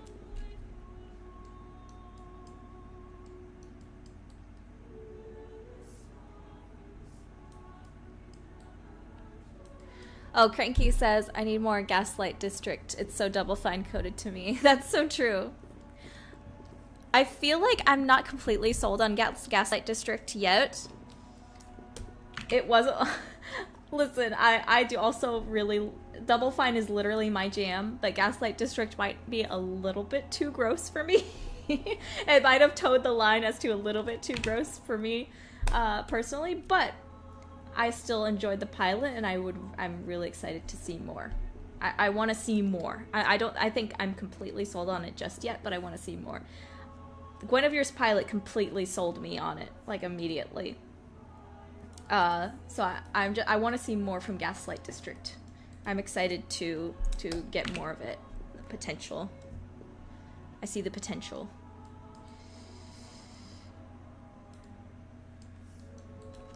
Cranky, yes, I agree. Especially with the whole idea of it basically being the underworld, or greasy afterlife full of bad people. I completely agree. I think it already, even with one episode, sells me to the what Hazbin Hotel was kind of trying to do with its characters more than Hazbin Hotel does. I'm personally, I mean, I've said this before, I'm personally not a fan of Hazbin Hotel, but that's for a myriad of reasons. Gaslight District, to me, seems to be a better execution of that kind of, yeah, underworld crime boss hell type of concept.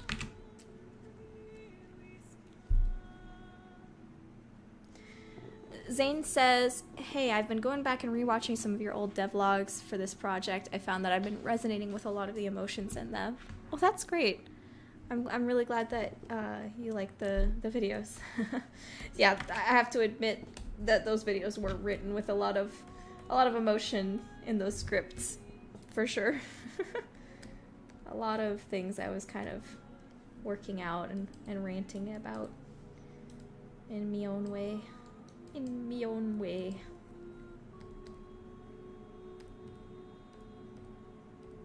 Did I put anything on layer 6?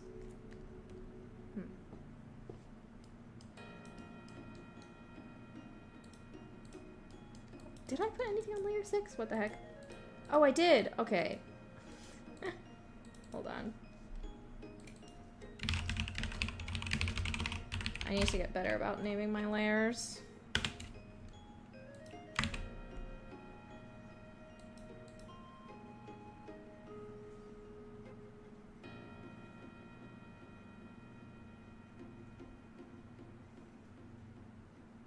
It's so tetanus to you. That's a great word for it, though. That is a great word for it.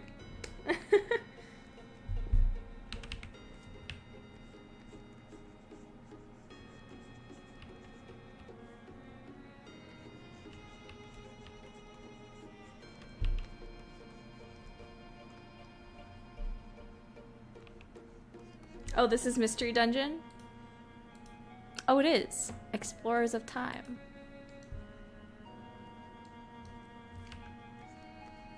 Hee.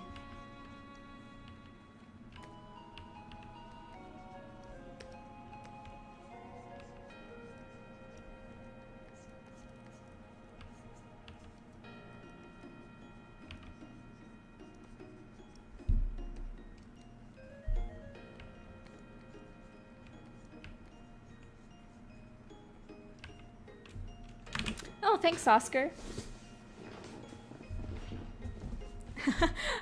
It's funny that I can immediately tell that... I mean, I already knew you were from the UK, but... you say the word jumper. It's like, oh yeah, he's from the UK. In America, we would call this a sweater.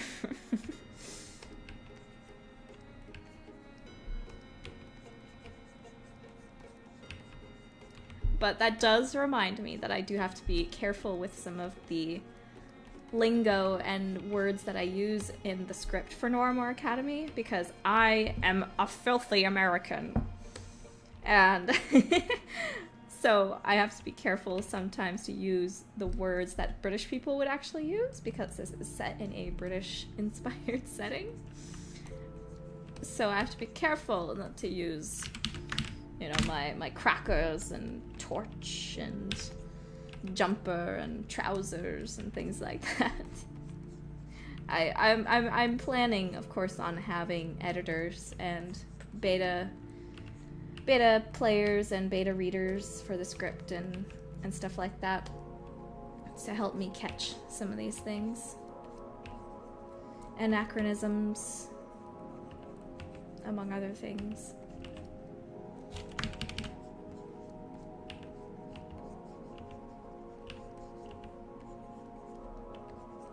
In fact, the word bloody could probably be used a bit more in the script, upon reflection.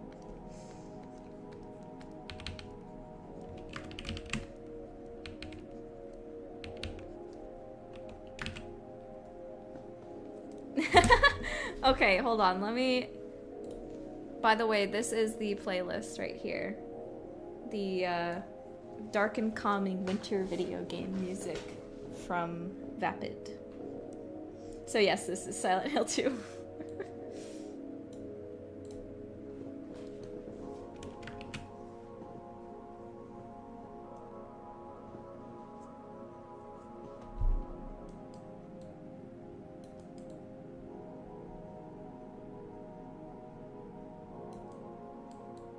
Cranky the sleeper agent.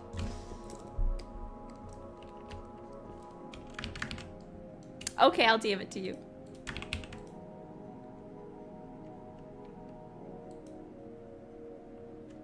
And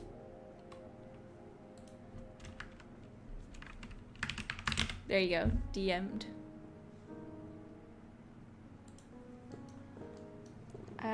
RY Dorian says, I frequently listen to your old storytelling videos like MLP fanfics and Dragon Queen.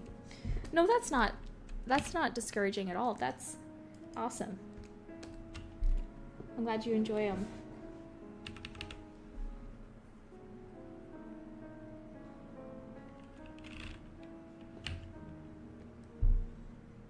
Oh, yeah. You're doing all right, love. Something that is very embarrassing for me, but I know I will have to get over, is because to save money, I'm voicing a few characters in this game. I'm gonna have to... two of the characters I'm voicing will probably have American accents, so that's fine, but one of the characters I'm voicing will have a British, well, UK accent. I'm trying to... I've been literally like looking up videos about Queen's English and learning the royal accent, the Queen's English. I'm gonna try my best, because I know, just like with the US, there's a ton of different quote-unquote British accents. Like Yorkshire, Welsh, Southern England, Northern accent. So as a American, I have to be cognizant of that. And I'm probably not going to get things 100% correct, but I'm going to give it a try. And if I'm terrible, then oh well. Just have to try to get better. I will take the mocking.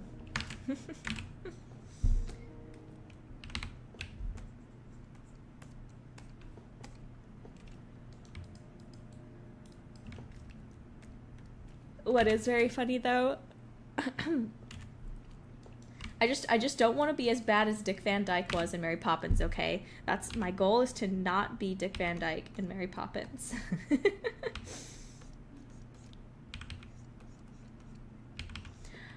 But what is really funny though is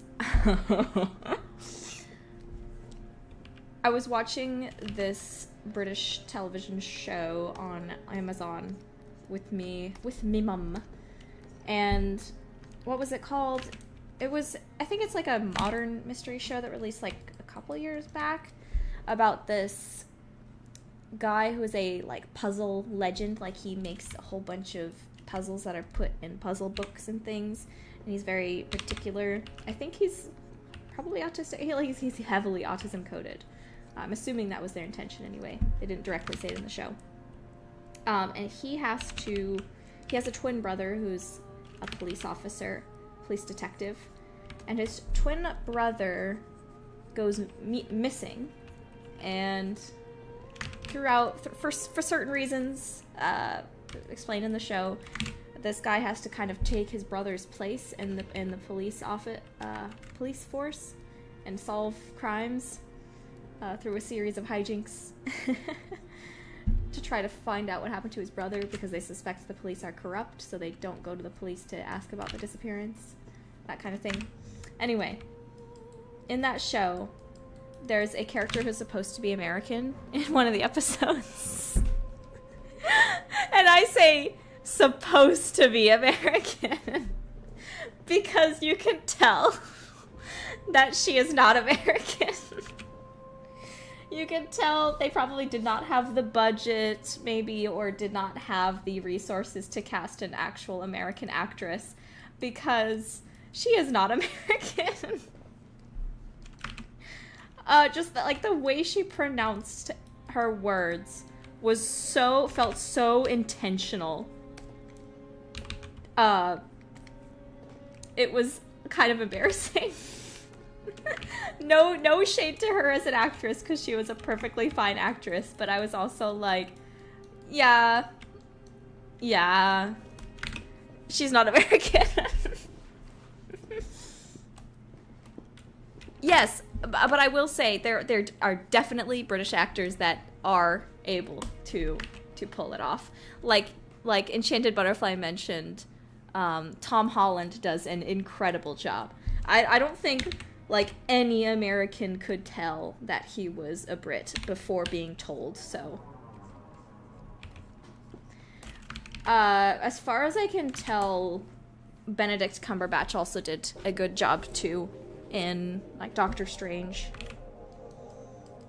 I personally, there's maybe a couple times where it was a little strange, but I personally, strange, haha, get it? But I personally never found him like immersion breaking.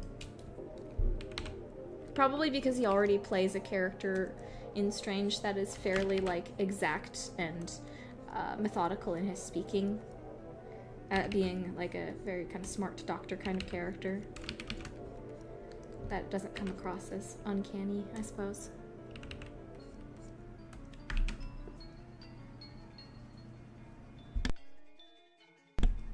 Take care, Cranky. Have a good day. I will show you some dragon stuff later. Fun dragon designs I'd be working on. But none of you guys get to see it. Ha ha ha. Because she works on the game and you don't.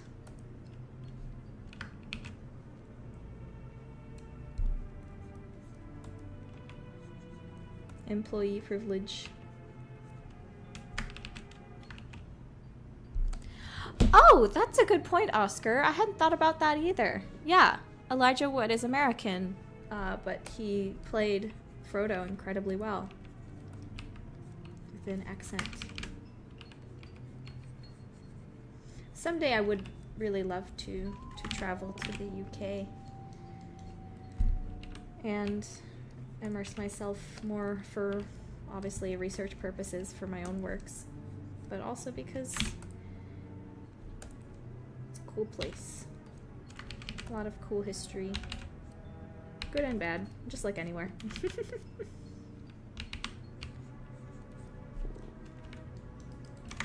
I have, on my mother's side, my family comes from there originally.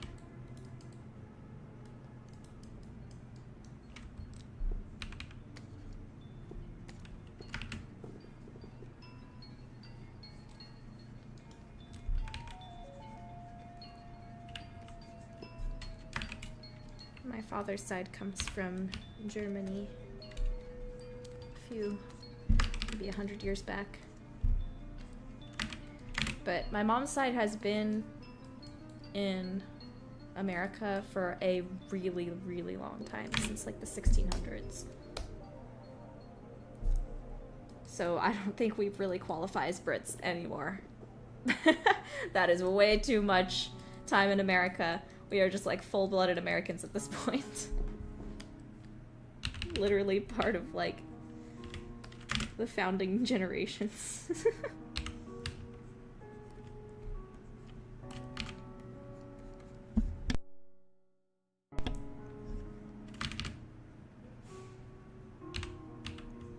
But you know what?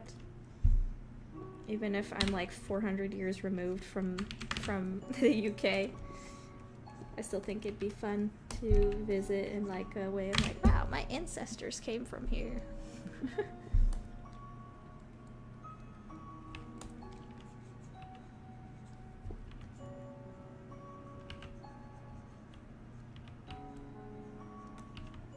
We've got a bit of Swedish heritage in our family too, a little bit of Italian, but definitely mostly German.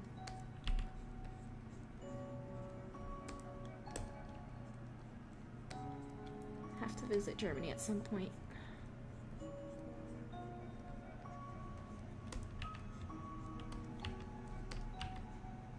That's always the kind of weird thing when it comes to just being American in general. I mean, no matter where you come from to come to America, whether you're from, your family's like from China or anywhere, there's kind of this sense of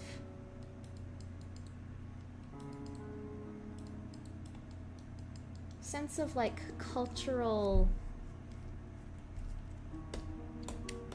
I don't know if I would use the word displacement, but like, you know, there's sort of the stereotype of Americans being like, oh, I'm Irish, guys. My family's originally from Ireland. I'm gonna celebrate Irish culture, and even though their family's been here for like 300 years, right? I think there is this sort of want, and you know, people make fun of them for that. And you know, some people definitely go too far, I'd say.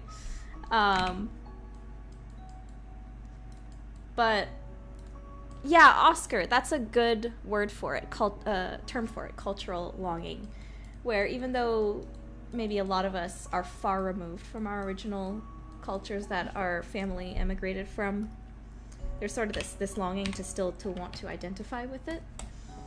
I think part of that just comes from the nature of America being a country built on immigration and colonization, and sort of this feeling of missing home in a sense, but also building a new one.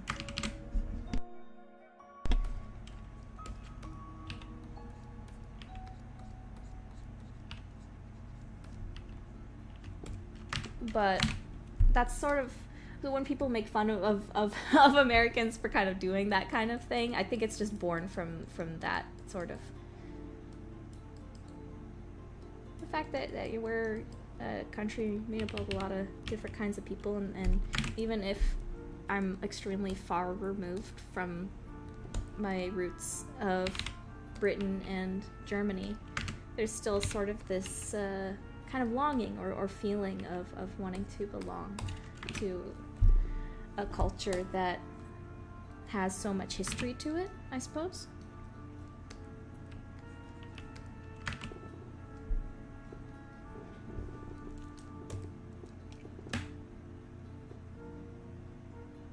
Yeah, exactly, Enchanted Butterfly. So you might kind of understand what I'm talking about in terms of wanting to being an American, and I like being an American, but also sort of this idea of also, you know, appreciating and wanting to discover and be a part of the culture that you originally came from a long time ago, you know. I've certainly heard a lot of stories from second generation or first generation immigrant families, and how the sort of the way they identify with their parents' culture versus the culture that they're raised in. You know, it's really fascinating, and something that is very, I would say, uniquely American in that way. Obviously, every other country also has immigrants coming to it as well, of course, but America's very unique, I think, in the specific circumstances of the way we were created and the way that kind of immigrant culture is here. Especially, I've heard a lot from Asian immigrant families and the kind of unique culture that's born from being an Asian American immigrant. Obviously, it depends specifically on which Asian country that you immigrated from, but I've heard a lot of like kind of similarities between some of the stories from first generation kids and the way that stories like freaking Turning Red was kind of based on the very unique, even though Turning Red is set in Canada, it's still a very similar idea, I'd say, of the pressures that sort of get put on someone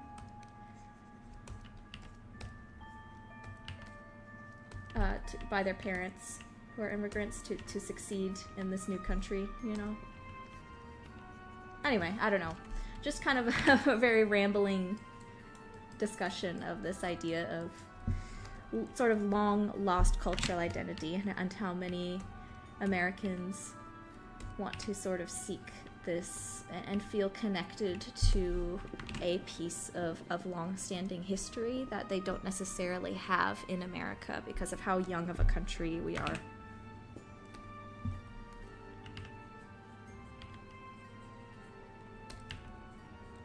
So while I can understand people sort of poking fun at, you know, the people that, you know, claim I'm Irish, even though my family hasn't been in Ireland for like 300 years, do understand that there's a reason that there's a reason, or a kind of, sorry, don't know if I'm saying this well, because I'm doing two things at once. There's sort of an understandable reason why that mentality has come about. It's from Americans kind of seeking this cultural history and sense of belonging, you know?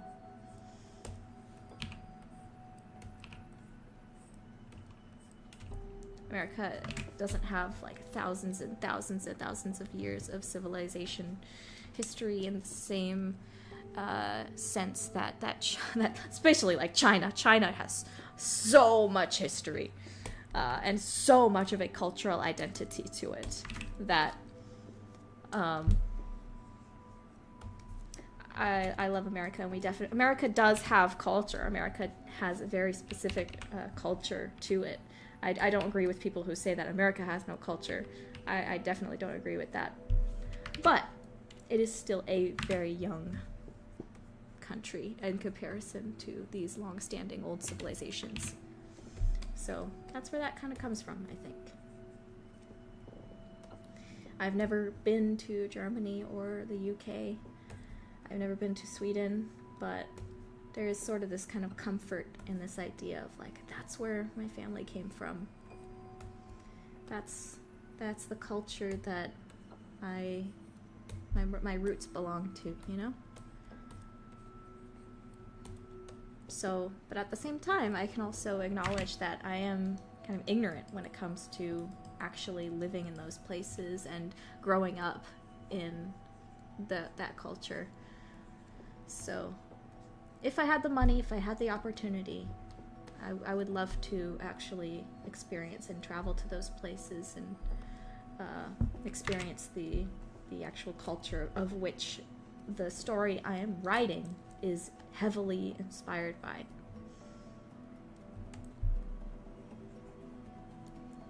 Because I want it to feel authentic, you know?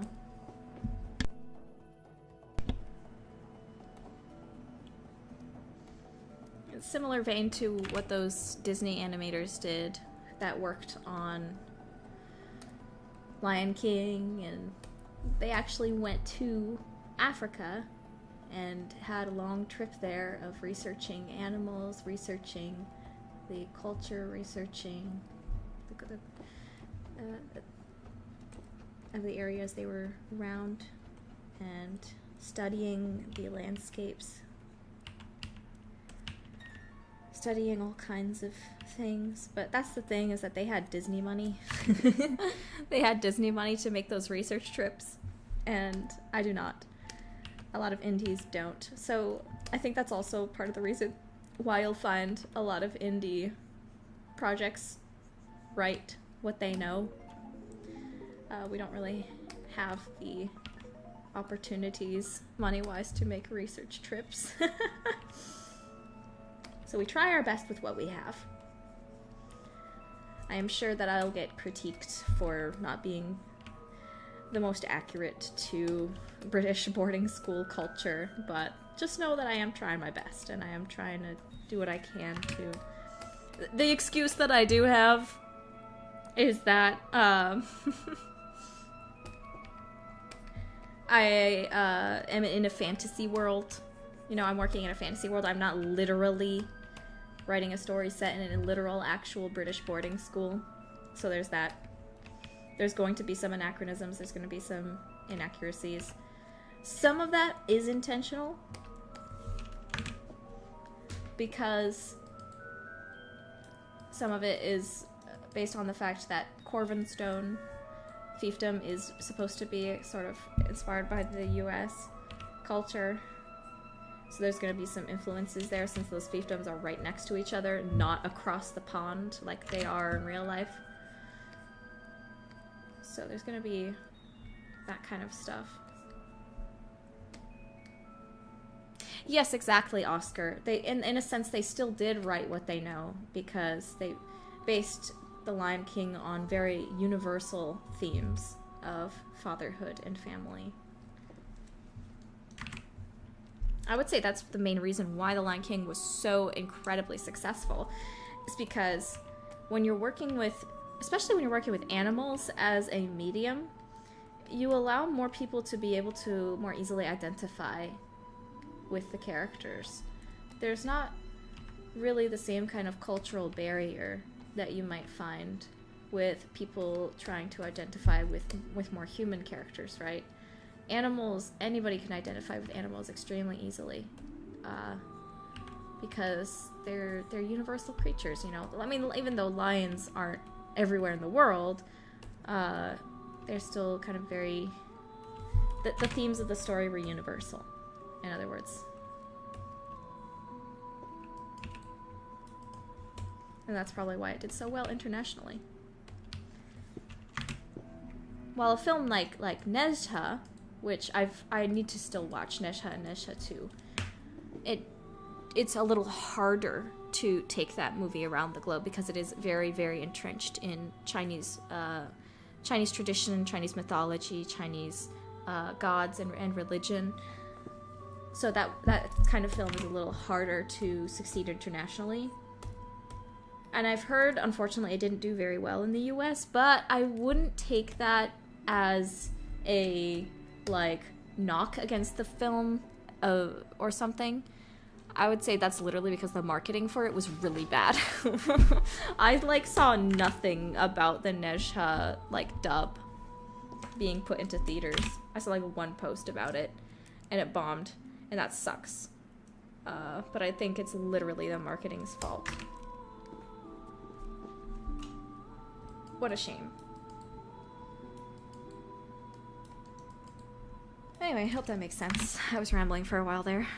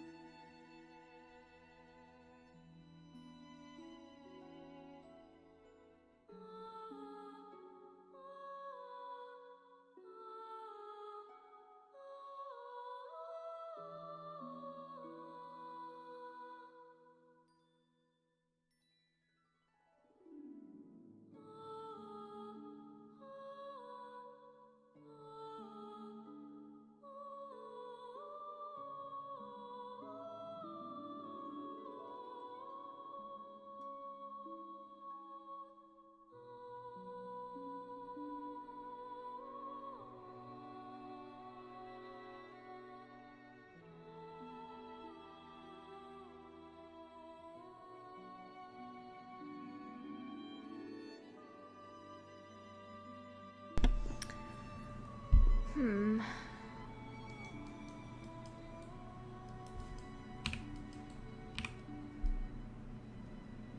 am gonna do this part in the back, but I'm gonna wait until I turn off my symmetry for that.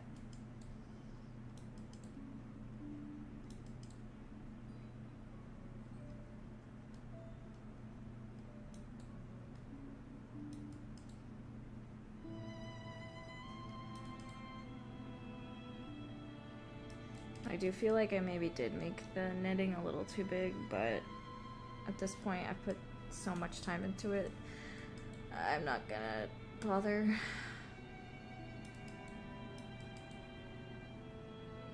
Got a lot of other stuff to work on. Maybe I'll fix some stuff later, but for now this should be okay.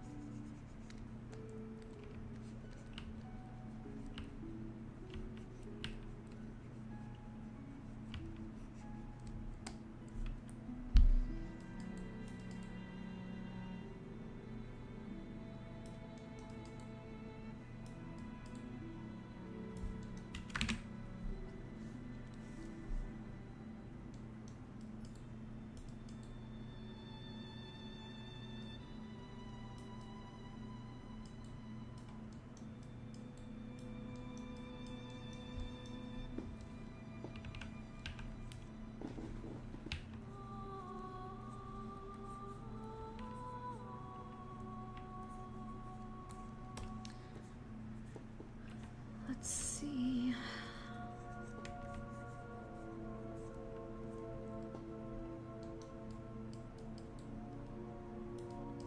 Well, I do think it's coming along though. I also need to do some highlights. I'm still wondering if I should blend the lines a little more. I don't know. Again, I have to kind of balance what's the best with what is practical to do, and maybe should spend time on something else.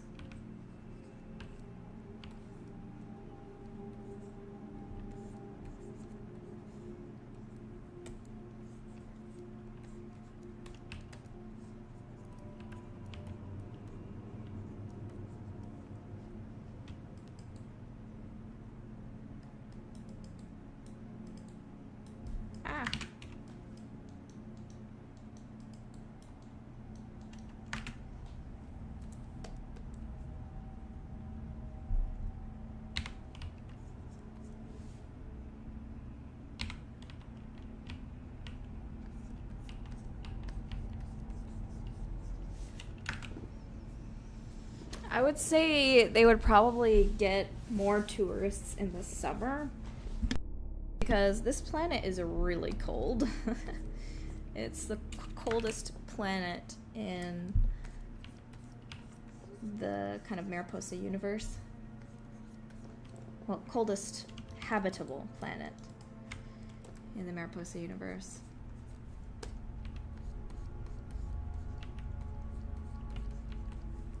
So it's not really the best vacation destination unless you've got a huge winter coat and are prepared for a lot of snow, even in the summer sometimes, depending on where you're going.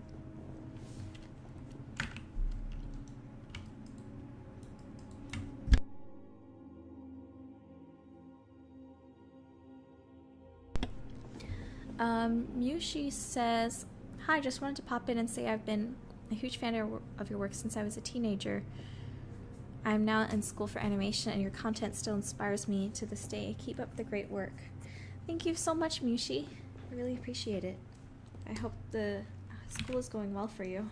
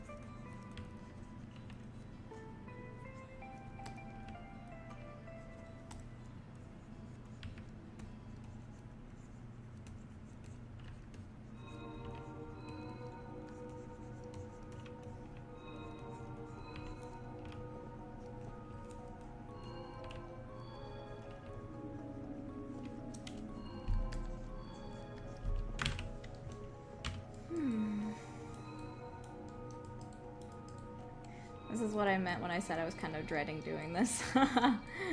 It's a tedious part. But like I said, at least it's not like thinking work, it's just grunt work.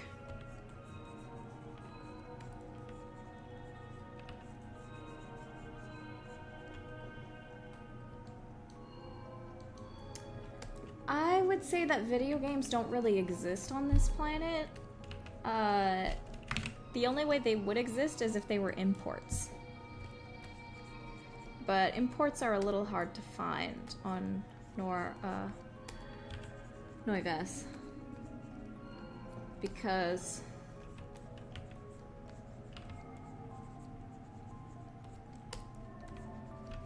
they're a lot more isolationist than other planets. Because basically a lot of planets want a piece of them, since they have so many precious minerals very commonly found on here. And their blood is literally like gold. So that makes things pretty dangerous to be a Psyquine on another world that values gold.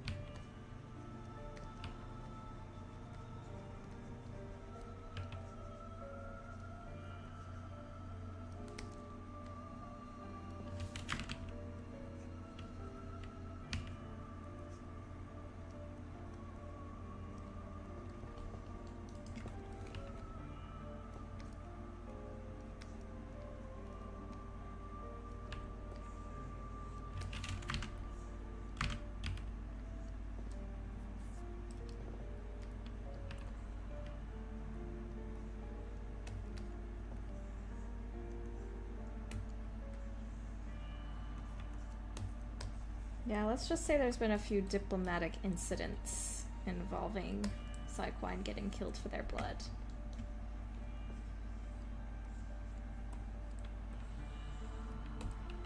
Hence why a lot of them are very cautious about the outside universe.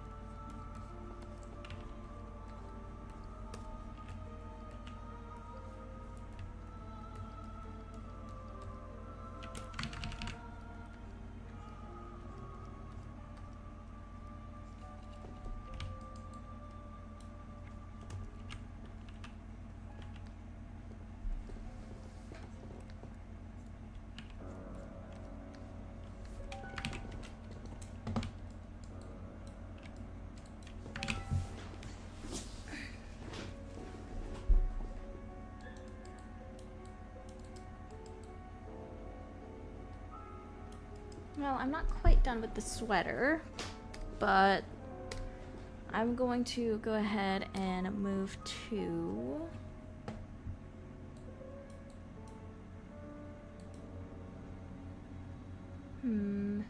Shall I move to the hat or the hair? I think we're gonna... The hair is bugging me because it's really simple, but it's not done yet, so... Oh, wait, hold on.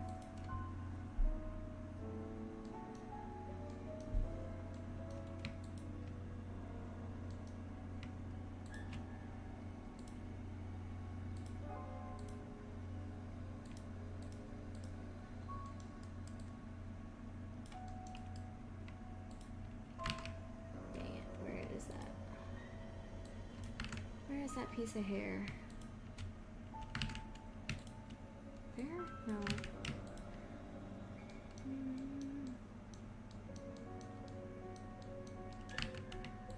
There we go.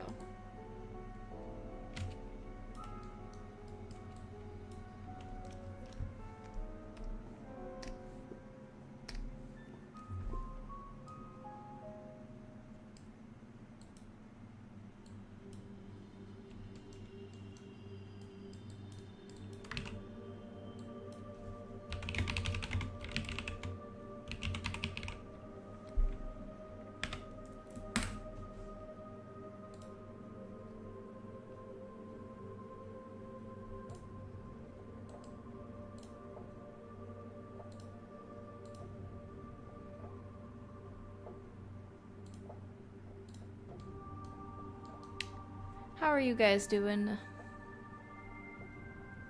Any fun things going on this week?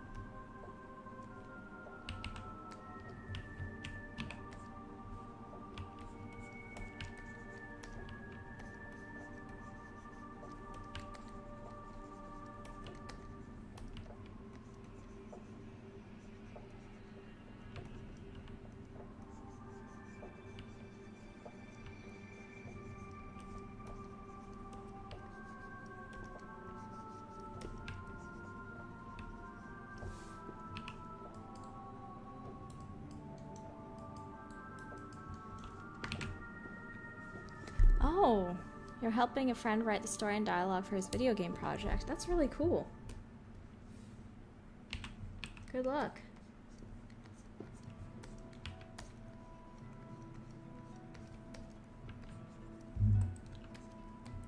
How'd you get involved? Oh, Rydorian, yes, Hades 2 finally came out! And you're playing that right now. That's great. Yeah, I bought it already. Since I'm playing Hollow Knight right now, and then I'll be playing Silk Song. I'm not playing Hades 2 just yet, but it's on the priority list. I loved the first game. How fun was that?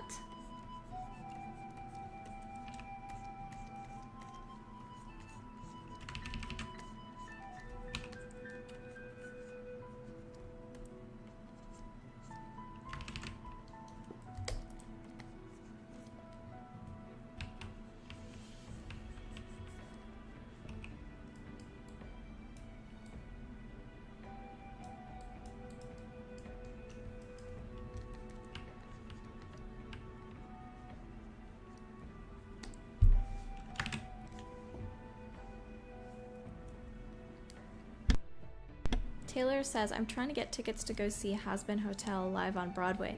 That's a thing? There's a Has-Been Hotel Broadway show? Huh, that's actually kind of neat.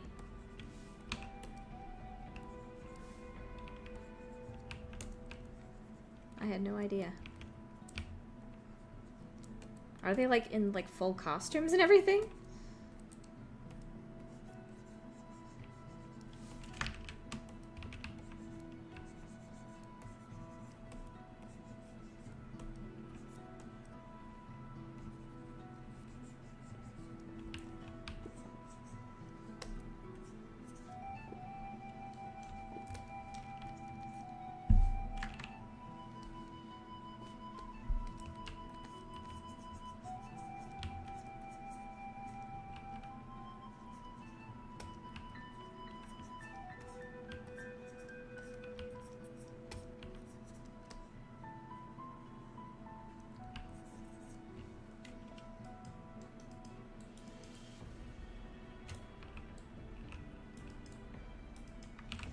Okay.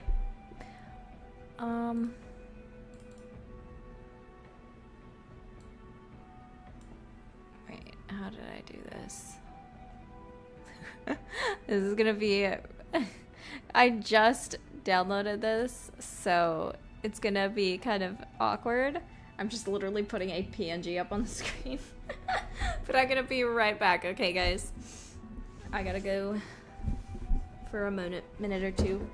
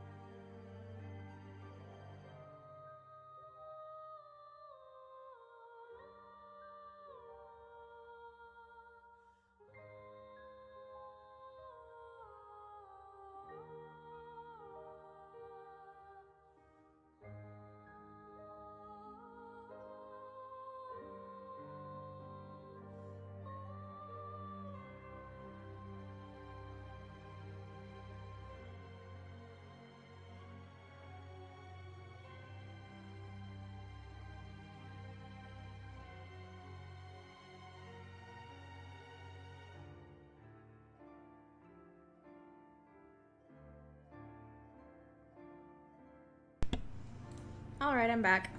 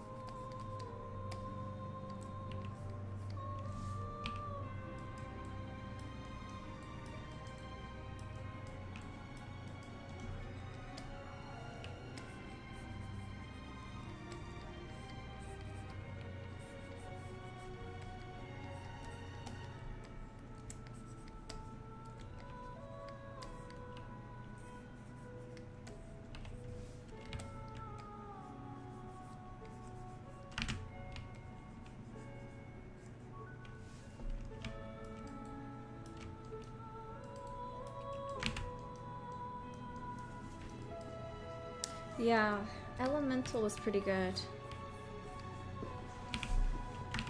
I did like the aspects of kind of personal story in that movie.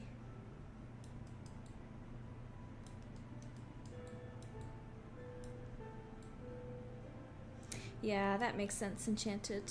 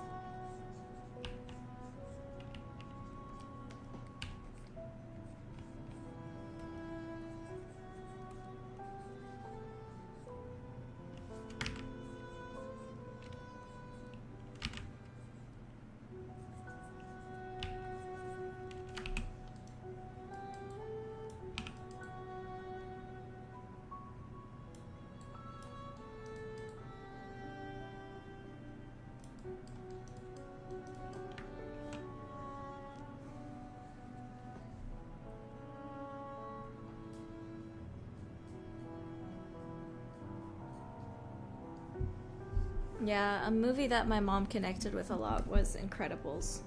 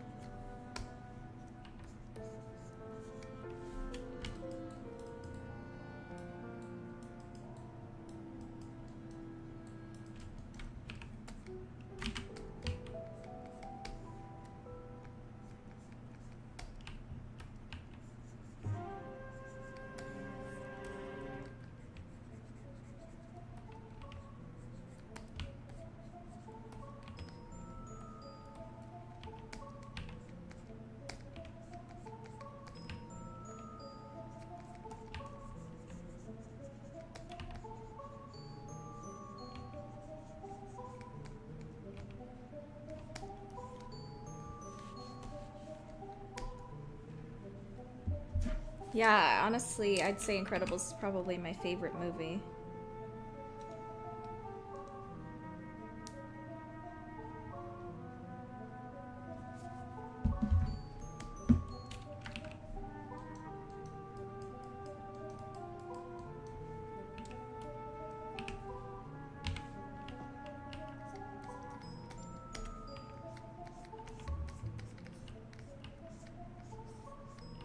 Yeah, Coco was a great movie. I really enjoyed that.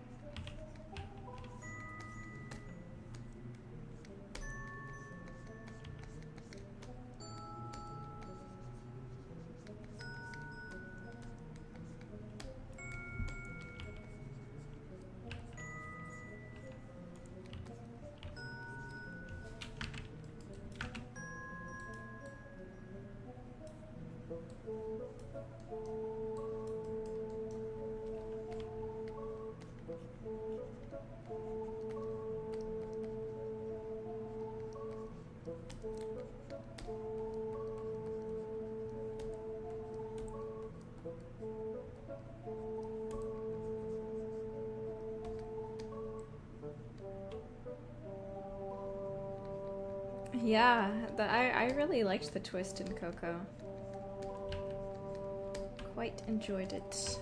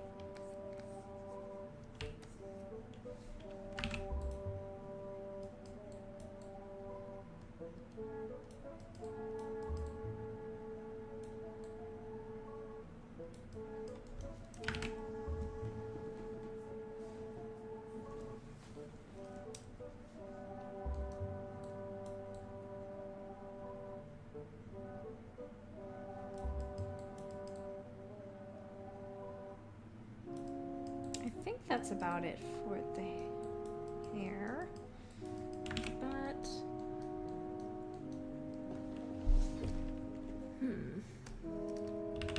yeah, the older you get when you watch Incredibles, the more you get out of it, which is crazy to think about. It's such a layered movie.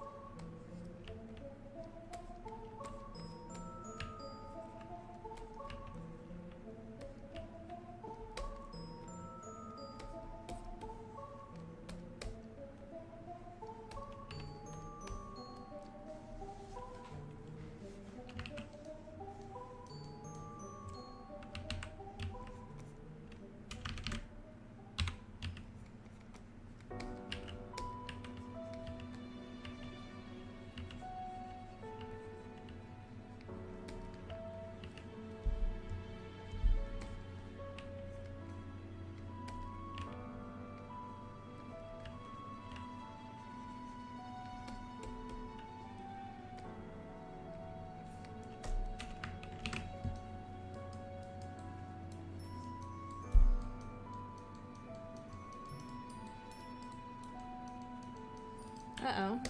Where's my middle mouse button? Hello?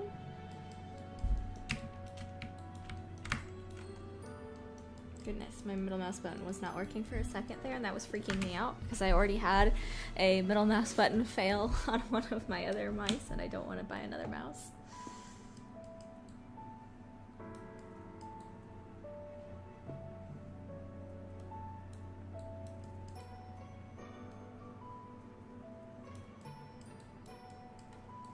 Okay, I think we're done with that.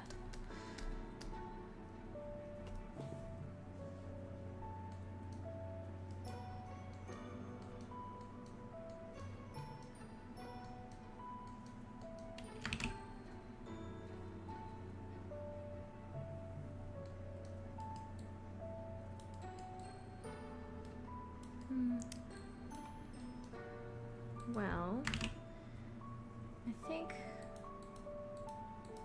Oh my gosh, that looks so much better.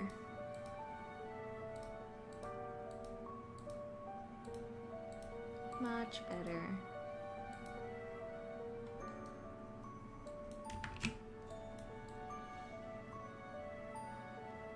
But now I still have to figure out what I'm gonna do with this hat. Am I gonna keep it cloth? Or I'm gonna have like a knit on it? Or what am I gonna do here? Let me think.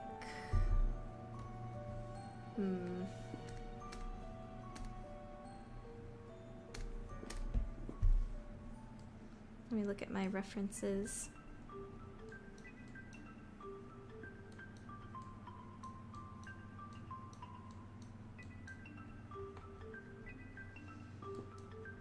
Maybe I could make it more of a felt beanie, since I already used knit on the sweater.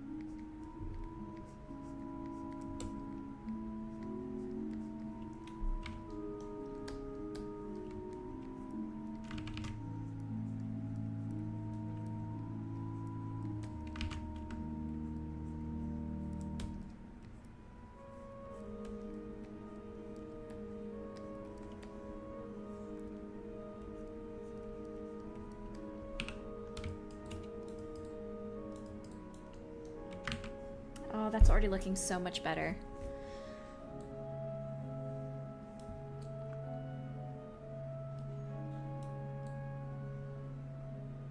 At least to me.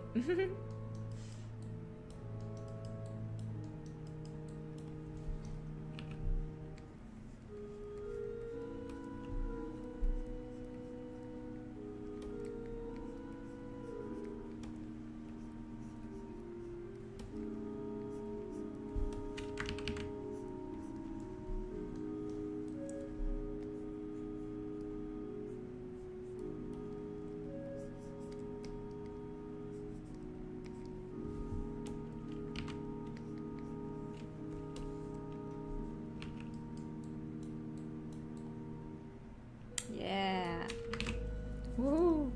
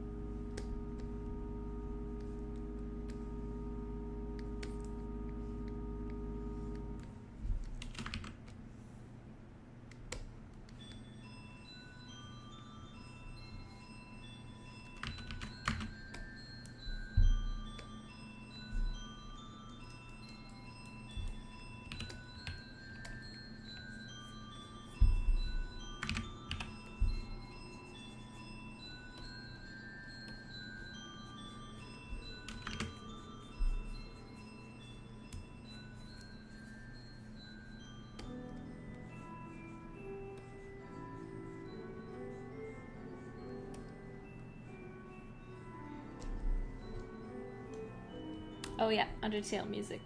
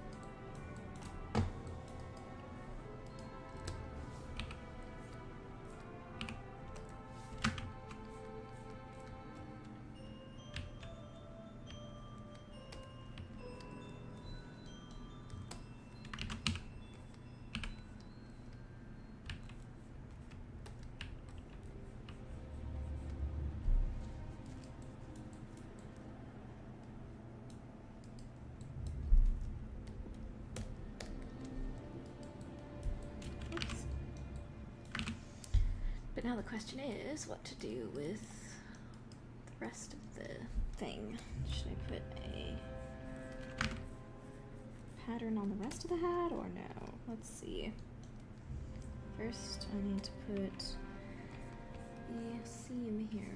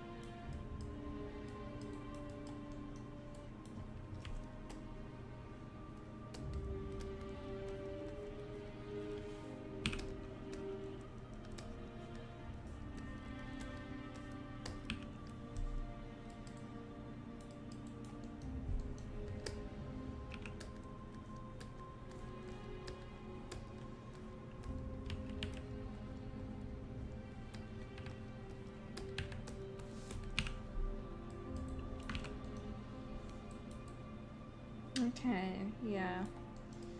Now should I put stuff here or not?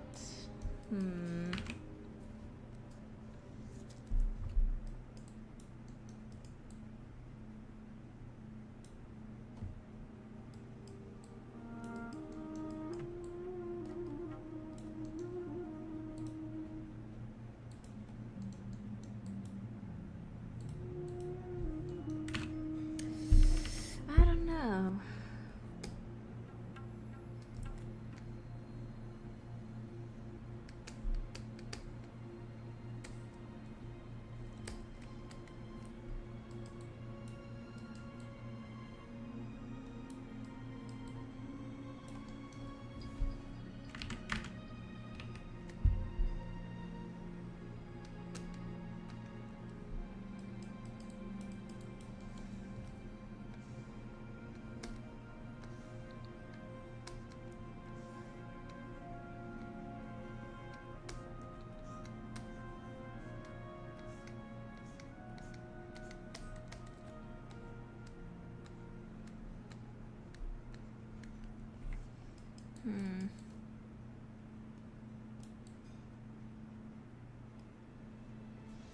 Just doing this as a test.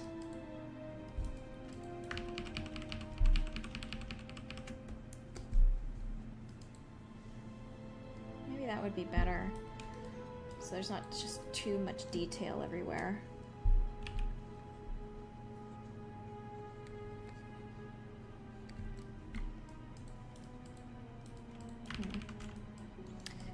Well, I don't know for sure. Let's just keep it here for now.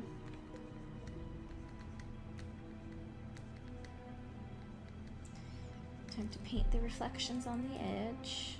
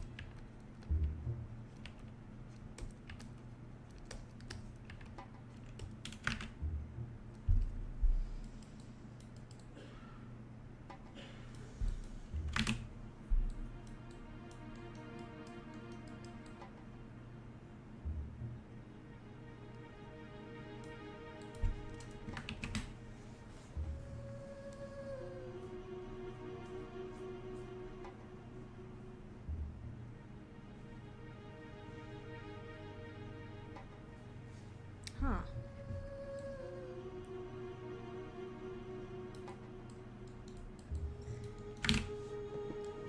Good night, Oscar.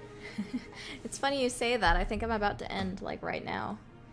Because it's been 3 hours, I'm hungry, I'm gonna go get some food, and I need to take a little break, I think.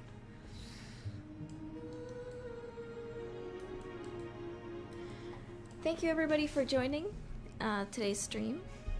It's a little, well, we are gonna have a fantastic next stream because, like I said at the start of this stream, I've got some plans in mind for the next stream, some big changes coming up for my streams. One of which is that I think I'm probably gonna start having a streaming schedule. Regular stream, or at least fairly regular streaming schedule. Among other things to be excited for. Yeah. Hope to see you guys then. I'll let you know how I'm planning things, how it goes.